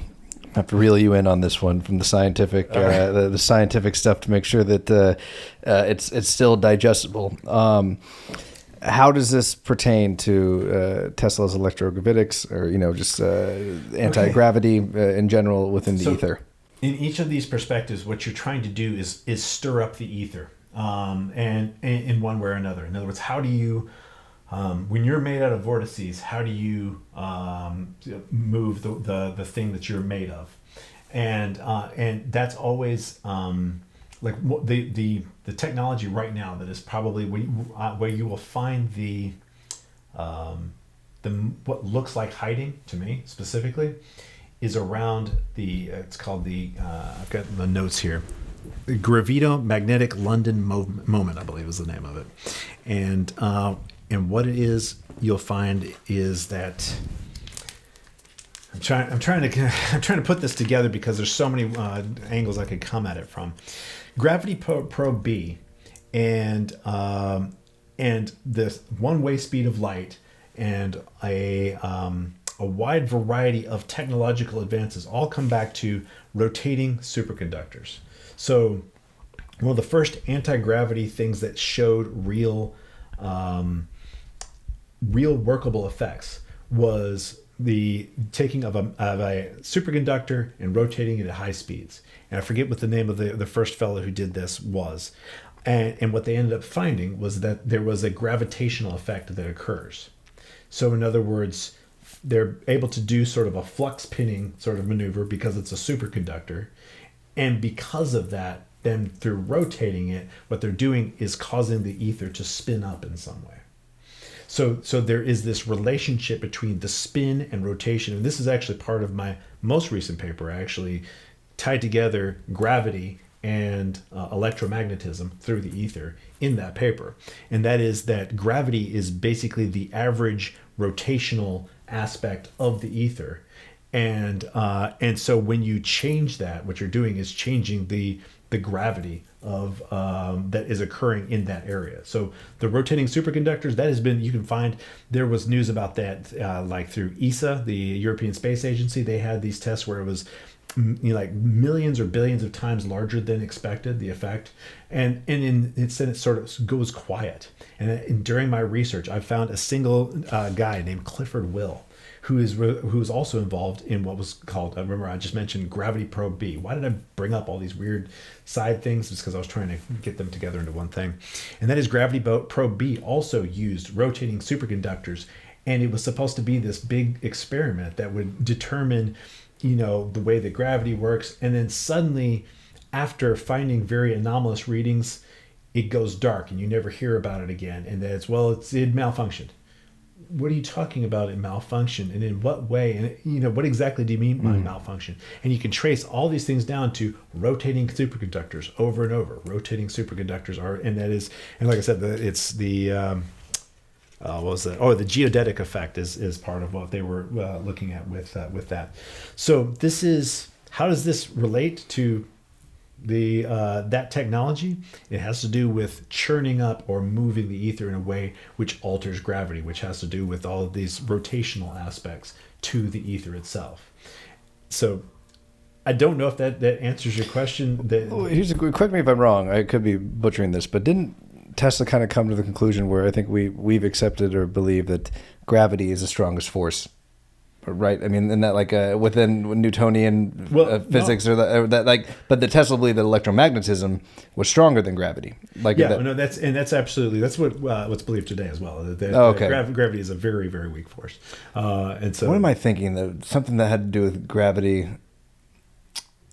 Why do I feel like maybe it's just prevalence? I don't know.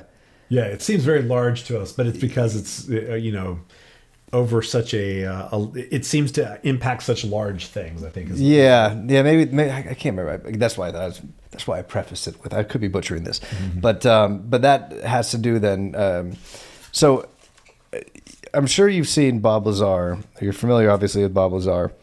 Mm-hmm. Yes, and his interviews and his explanations of the anti-gravity propulsion systems and how they operate. Mm-hmm. I don't know that I've watched that much specifically of what he said there. But.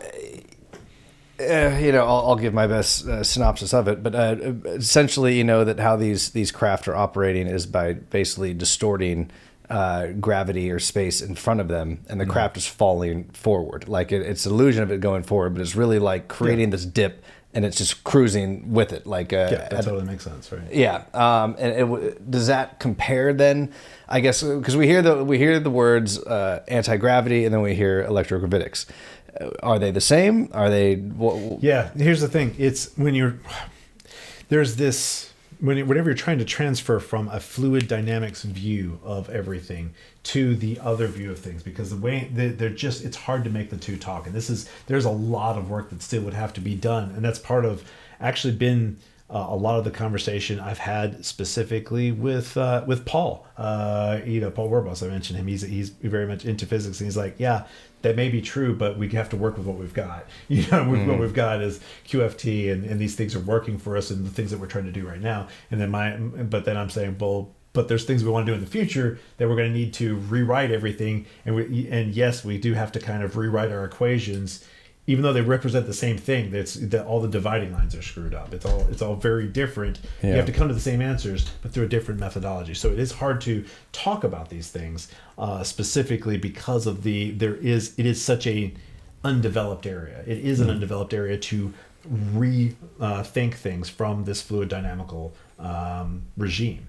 And so yes, the idea of electrogravitics that would be related to the fluid dynamic type of perspective on things from what I've anti-gravity seen. Type thing. Yeah. Yes, but specifically when it comes to altering gravity, then what you're talking about totally makes sense, because I'm saying that the average vorticity of an area, in other words, it's going to be represented by lots of vortex filaments. Also is another way to look at it, but it's just how much it's churned up is what you would think of typically with just water. How much is it churning up? That's going to be a measure of the way in which gravity works. So if you can change that in some way, then you're going to fall towards one or the other, because right now the reason why we fall towards the Earth is because it's an area that's more churned up or less churned up.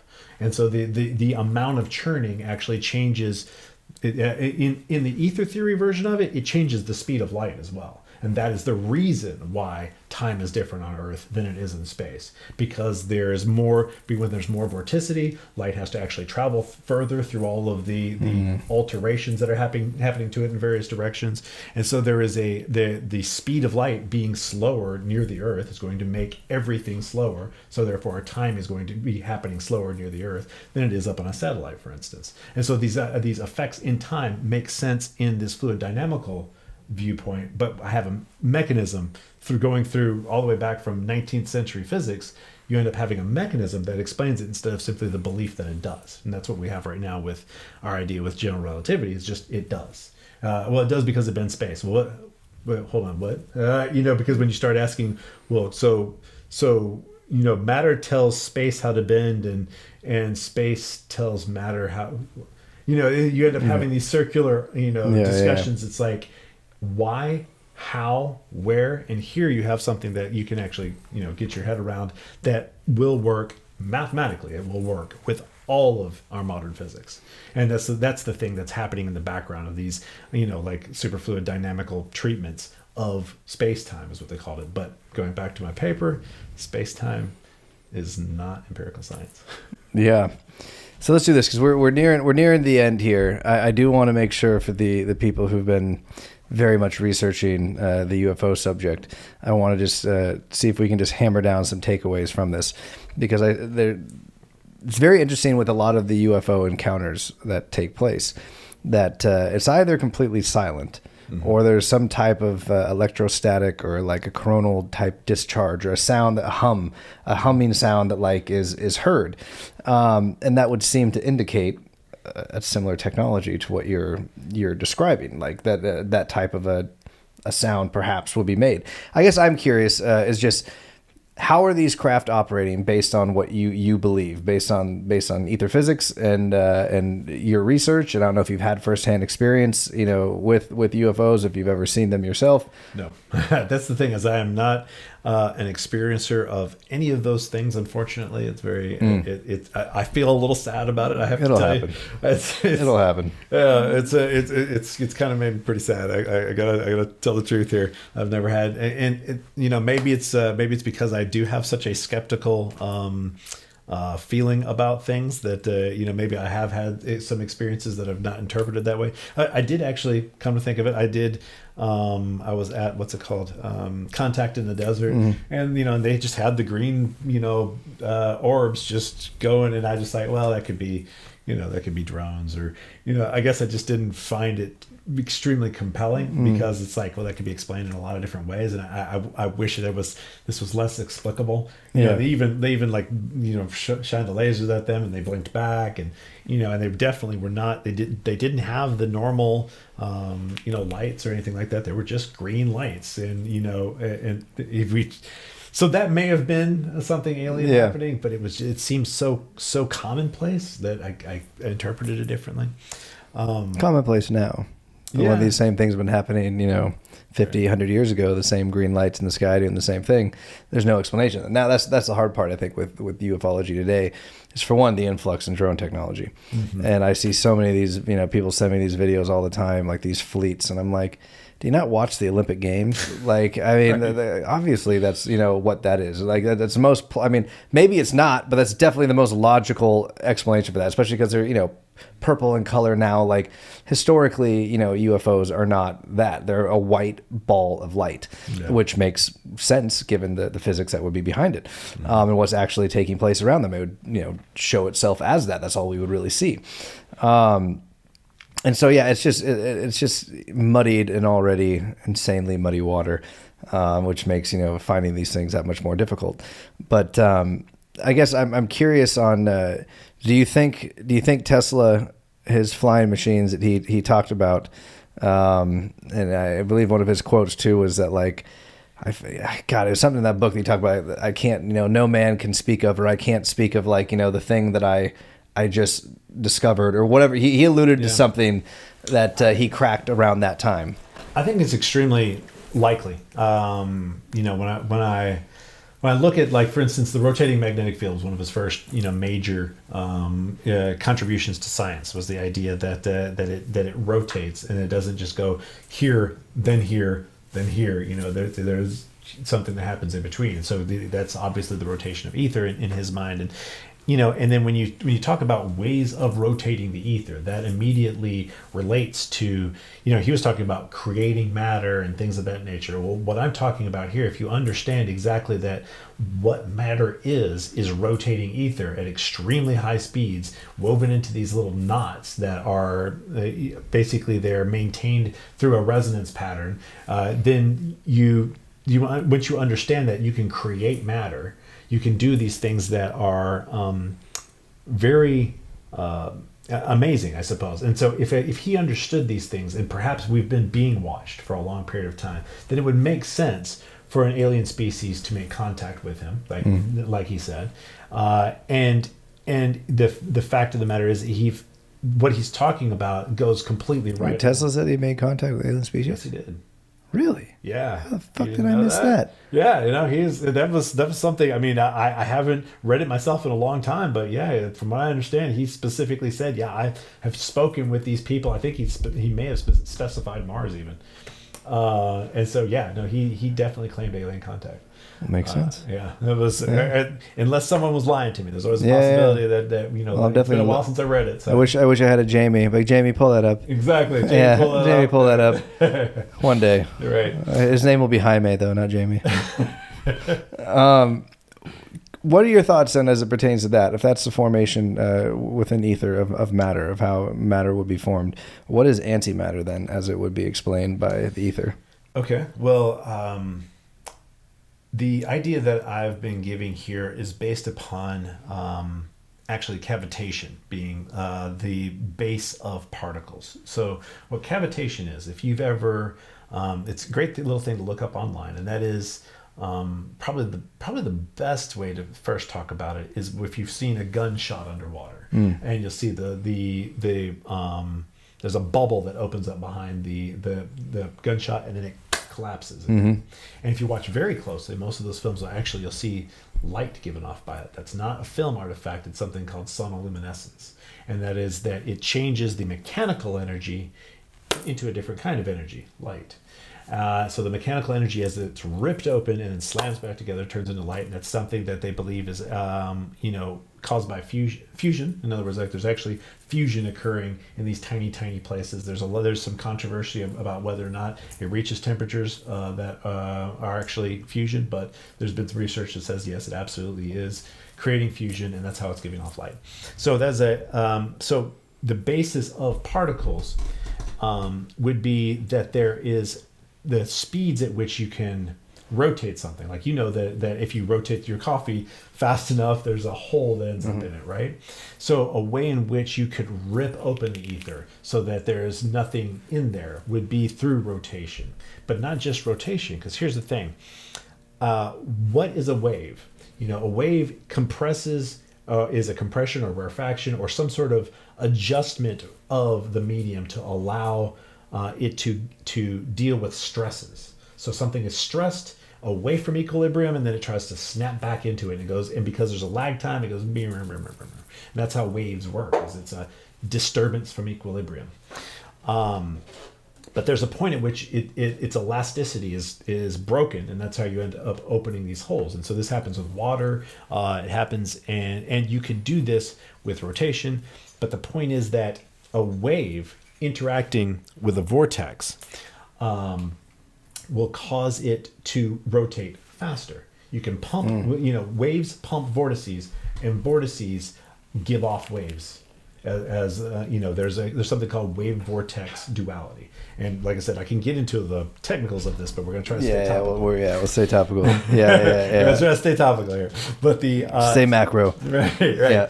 So the point here is that when waves are interacting with the vortices that are already there, it can spin them up to rip them open, and that can be where you have the appearance of particles. And then there would be different ways in which this could occur. Now, waves going in a straight line are one thing, and they're going across. So you've got all these threads, right? And then the wave goes across them, and then the particle is kind of appearing on the threads of vortices that are there in the ether.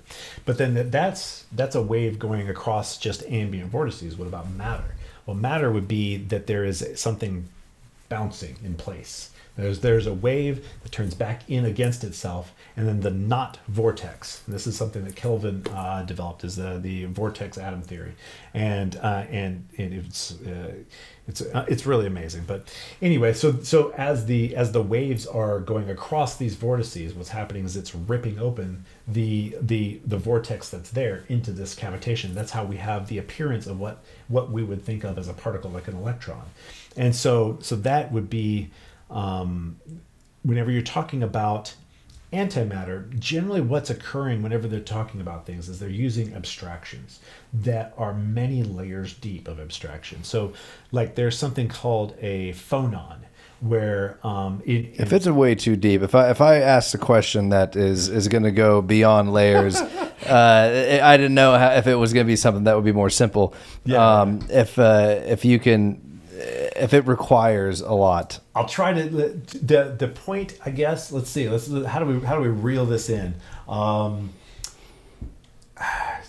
The idea. What did you ask specifically? It said given ether. Oh, antimatter. Antimatter. The point is that there are abstractions people make for things. There's 30,000 gallons in that pool. What's a gallon? It's a arbitrary unit you picked to divide things up into. Mm-hmm. That happens in physics a lot, where we have these arbitrary units that we divided things up into, and they're not really necessarily real divisions. Yeah. They just are related to something that's useful in some way. Mm. And sometimes we think of them as real because they're related to something useful. Like the temperature between, freezing and boiling in a certain number of atoms that we pick out. If it'll have an effect, that temperature, and you can give it a label, but it doesn't really exist on its own any more than a wave out there in the ocean exists without the water. But you can think of it, you can accidentally in physics, when you start doing all these abstractions, you can, just like a person can think of a wave as a real individual entity before they go, oh wait a minute, it wouldn't even be there without the water. That happens when you're trying to deal with physics. These super complex things, you can lose track of what's real and what's virtual. And they even call things virtual particles a lot of times. And so whenever you're talking about something like antimatter, sometimes what they're talking about are these effects. Like, if you're talking about quarks, for instance, then you're going to be talking about an abstraction that has to do with a useful way of dividing up the energy, and the way that it looks in this specific model that descends from all of this. It's a way of looking at it and dividing it up. And so that is the challenge, and that's the problem actually with ether. There is a problem with ether theory. That is that we have to go back down some of these roads that we've developed these models that are these weird abstractions that have gotten us all into all this, so many different problems in physics right now. I don't even want to get into all of them. You could look it up. There's a million different problems in physics right now. But we have something that works for a lot of stuff. And so it's kind of like, the Windows operating system is a great big pile of shit, okay? But the thing is, imagine trying to redevelop it from scratch. Yeah. And trying to get that out to everybody who's using it in the world. Yeah. It's a that would take like the government would have to mandate that we're redoing Windows. They have to stay with the system that they've got, kind of, and so they're locked into a piece of shit. Yeah. And it gets worse every year. Yeah. But so that's kind of where we're at with physics. Is that this would be super useful, completely change the way that everything works. But who's going to do all that work that we have to do of the redevelopment and deploy it out to the people who are making objects? And that is actually the real problem with ether physics, is that there's a lot of work. Okay. I ask very loaded questions. Let's do this. We are at the end now, and I want to make sure we're able to get this in one episode. So what I would love to do is if you could then basically, as a little soundbite that we could use for the end, a little segment to share with the world.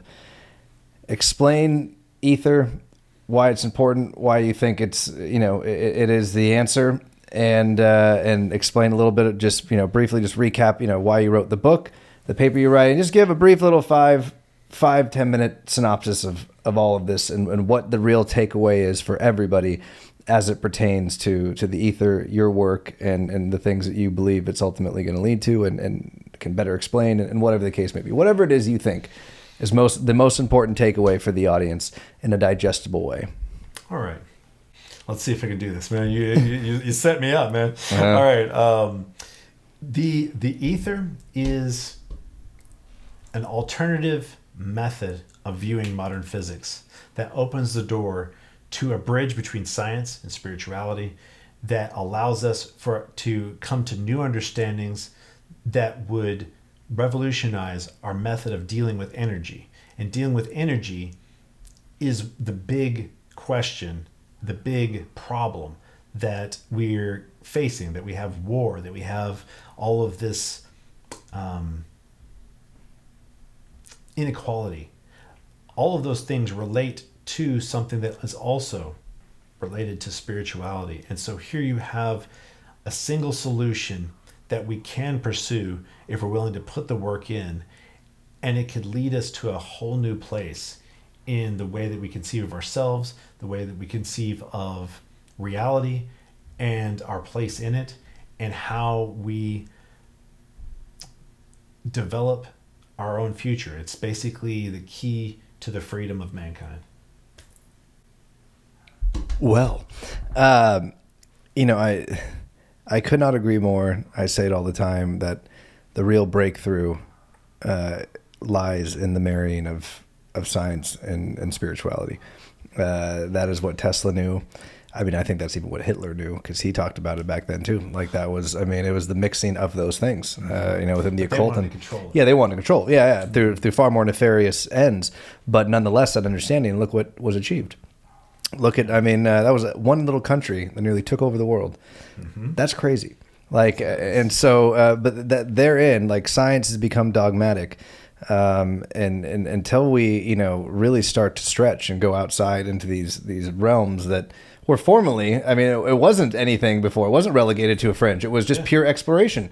And that was just the science. Yeah. Period. It was absolutely the accepted science. Yeah. And what it should have been. And it's changed. And therein, I think, lies the mysteries and the answers that we seek. But we can't abandon one for the other. We can't go all in on one or all into the other. It's a marrying symbiosis. There we go again. There's a full circle. It comes back to that. So what is going to be, or what is in the book? Obviously, it's some months out. But what is the main takeaway from the book? The point of the book? What is it you're conveying within this? There is a lot of pushback against this idea. Tremendous amount. I've been fighting it for at least 15 years. I've been in it for roughly 20 years, and it's been such a huge struggle that I've finally found a place where I've been fighting with physicists. I've been fighting with people for long enough that now there is this opening where people are going, wait a minute, maybe, wait a minute, hold on. And so what this book is about is providing that basis. And I'm going to try to do it in a way that absolutely anybody can understand it down, because I present things at a high school level. That's what I try to always do is make sure that it is something that anyone can understand, because I go into great detail to explain it in a simple fashion. And what this is for is making it where there's so many people who know, and not just know it, but they understand it down to their bones. They can explain it to anybody. And then to show them, these are the places you can point to that are irrefutable. These are the places you can point to where no one argues that this is the peer-reviewed evidence. This is the science. This is the history. And you can't go against it because it's right there where anybody can access it.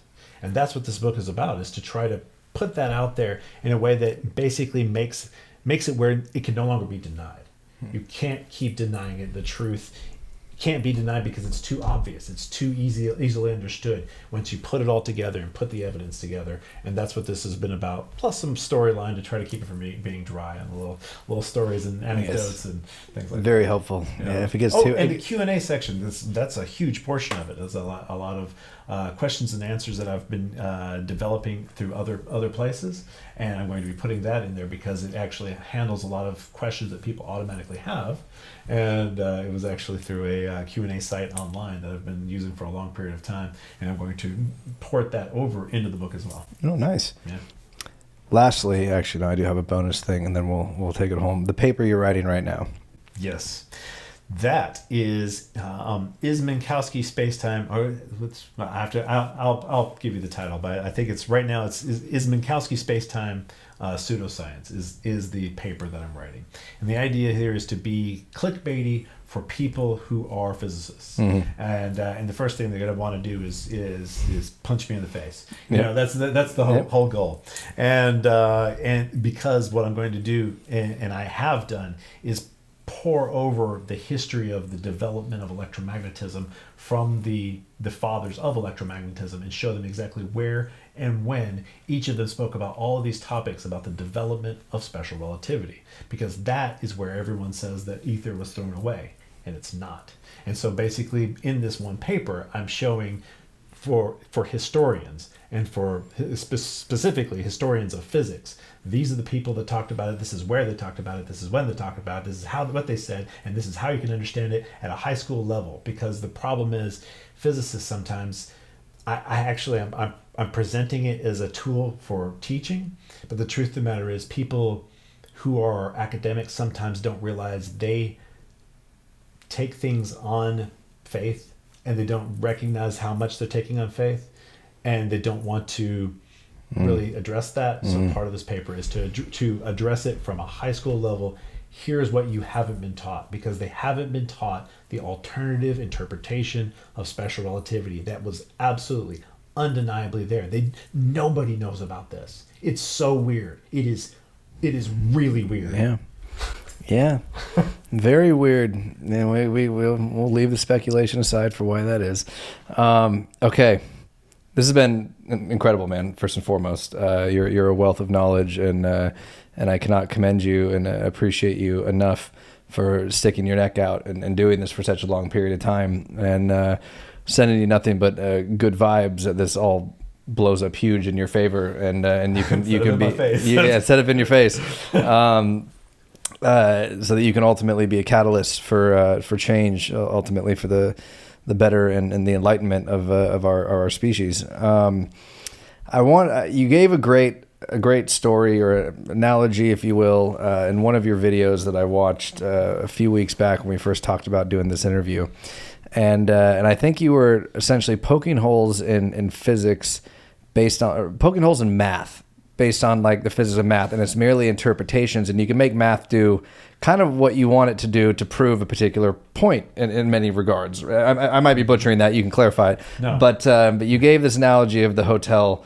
room. Yes. And I was like, well, shit, that's crazy. It blew my mind when I saw it. I was like, whoa, what? And I rewound it and I watched it again. I was like, huh. And I was like crunching the numbers in my head, and I'm like, and it was amazing. And so I think it's briefly describe what that is, why that is, and then give the story so that people can digest that as the final point. All right, so let's see if I can remember it. I generally write that down. So it's called the three men in the hotel room, and the point of it is that I can lay out an explanation of math that seems utterly rigorous and undeniable, but it is nonsensical because I haven't mapped the math to reality properly, and I can trick you into doing the exact same thing very easily. And this could happen. Here's the thing: if it can happen in something so simple as this little thing, imagine how easy it is for it to happen in something much more complex like relativity. Yep. And that's my point. That's the whole point of all of it, is this idea that you can that math by itself proves nothing. You have to connect this representative language to what it represents in a way that makes sense properly, that it really does represent it. Yep. And that's that cognitive ability that is beyond a computer. It's beyond a calculator. It's beyond just doing math. There's a type of intelligence that is superior to mathematical calculation, far superior. It's what separates. Right now, any computer out there can memorize and regurgitate far better than any of us can calculate far, far, far beyond any of us. Is it intelligent? Do we base our idea of intelligence on calculation ability? The answer, of course, is no. So there is some other ability, and that's what I'm talking about here, and we've kind of forgotten that in certain cases. So let's see if I can remember it's basically a cute little riddle, and that's all it is. It's so simple, but you can screw it up, and I hope I don't screw up the punchline. But worst case scenario, I'll splice your thing and I'll throw it at the end of this. Okay, good. So the idea is there's three men walk into a hotel room, to get a hotel room. And they're told it's $30, and so they each pay $10. They go up to their room, and then the bellboy or the hotel manager goes, "Oh man, I just remembered that they're supposed to get a $5 discount," and so he's like, "Here, quick, take this up to them and give them the refund, give them the $5." And so the bellboy takes the $5 up there. He's like, how am I going to split this up? It's good. There's this $5. There's three of them. It's like, are they really going to know? I'll just give them $1 each. I'll just keep the two myself. So he takes it and gives them $1 each, and so each of them has paid $9 plus the two the bellboy kept. So that's 3 times 9 is 27 plus the 2, 7, 28, 29. Where'd the other dollar go? Mm-hmm. It's there in mathematical truth. It's mathematical fact. We've discovered the quantum dollar. Yeah. It magically disappears when bellboys touch it. Yeah. And that's the thing is it's just I've formulated the understanding of the map between the math and reality in a way that is misleading. Yeah. And this can easily happen. It's very easy to do that, and the math doesn't prove it. I can just yell at you that is 27 plus it's 3 times 9 27. Huh? Yeah, it is, isn't it? It's right. It's mathematical fact. Is 2 plus 27 29? Yeah. Right. Well, there you go. It's quantum dollar. It's missing. I proved it mathematically. I didn't prove jack. Yeah. I didn't prove a damn thing. I did my math wrong. How does one know if the math is done wrong? You have to do what they call hand waving. And what they mean by that is doing the intelligent thing, which is to examine the way that one thing maps to the other. Yeah. And that's part of the problem of what was called shut up and calculate. It's something a lot of people have complained about, and when it comes to mathematical physics for many, many years. It's what Tesla's quote. There's a quote by Tesla specifically about this problem in particular. Well, let me see if I can grab it real quick. He's looking that up. I'm just going to reiterate for the audience in case that slipped really quick. The math of that: $30 hotel room, 3 guys. They each pay $10. They go up to their hotel room. The manager realizes he overcharged them. He gives the bellhop $5. Here, this is a refund, $5. Go up and give it to him. The bellhop goes, well, how am I going to divide $5 between 3 guys? You know what? I'm just going to keep 2 of the dollars, and I'm going to give them each 1 back. How about that? Then they won't even know. So then he gives them each their dollar back, which means that they each paid only $9 for the hotel room, and he kept 2. And so if you add that up, that is, 3 times 9, 27 plus 2, that's $29. Well, how is that possible? It was $30. It's a quantum dollar, the mysterious dollar. Very interesting. It's the framing of the math, and it's a very great example. Yeah, it's actually slightly difficult to explain well. I've forgotten that. I mean, okay, it's actually fairly easy if I can remember the explanation, but remembering the explanation for some reason is a little difficult because it's trying to convey the understanding of what we did wrong there and why we did it wrong. Yeah, I'll put it in the YouTube comments let's leave it for everybody else to, because that's fun to figure out. It's like, wait a minute, what did I do wrong? How did I get fooled? Yeah, because that is an exercise I think is valuable for people to understand that, when people say it's in the math, that they're full of it. Yeah. So this is a quote from Tesla. Today's scientists have substituted mathematics for experiments, and they wander off through equation after equation and eventually build a structure which has no relation to reality. Bum, bum, bum.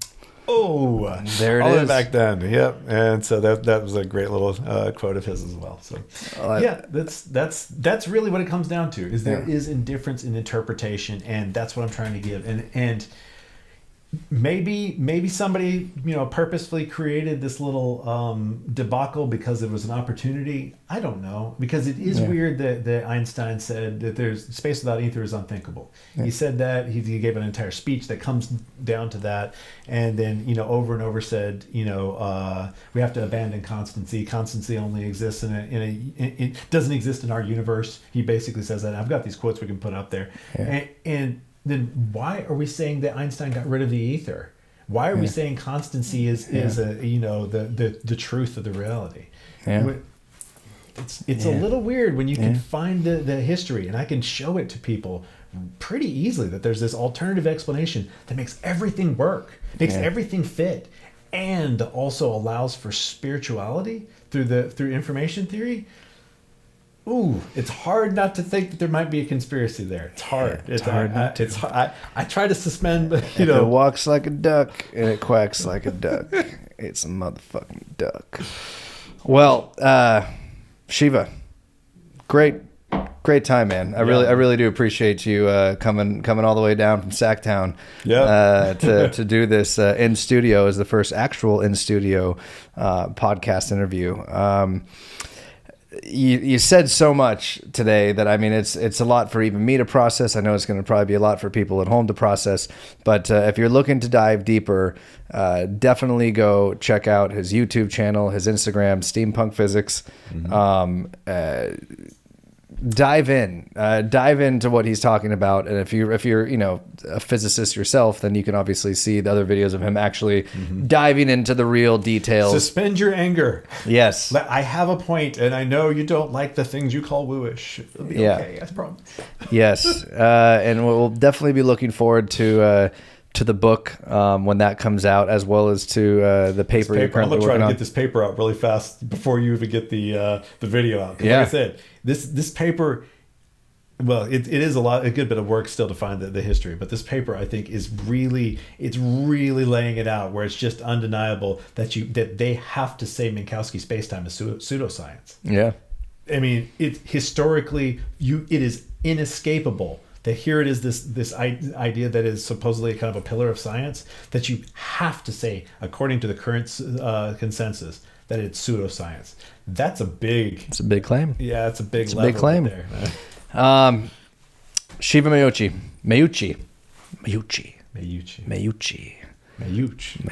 Ooh, my grandfather's name was Guglielmo Giovanni Michele Meucci. I like that a lot. This is easier, and I'm still even fucking that up. One last thing I forgot to tell you.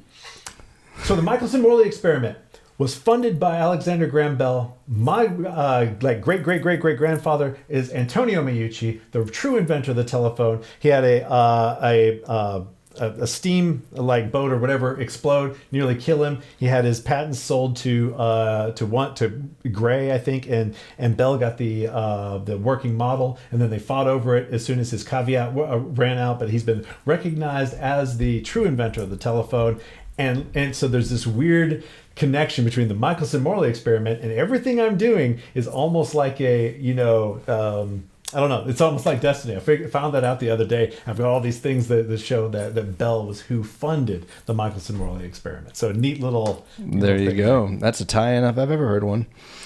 Shiva Meucci. Pleasure.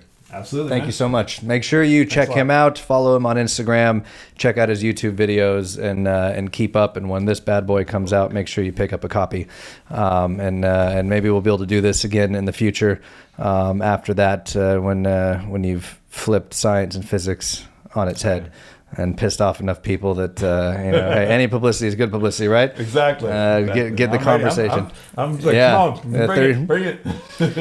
whatever keeps gets the conversation going ultimately to where it should be. And so appreciate you, man. Appreciate you for coming in and all the research that you've done. Yeah, thanks so much. I loved your show. I love everything. That's why I was like, man, this guy, he is on the same track as me, man. I could tell you have a lust for the truth. And reality, and just like a lust for life, and there's just, and I've noticed that it seems to kind of there is this group of people tending to swirl around you as well. And it's like, I feel like you're in the right place, man. And I love what you're doing. I appreciate it, man. Absolutely love it. Appreciate it. Yeah, it's no accident. None of this is.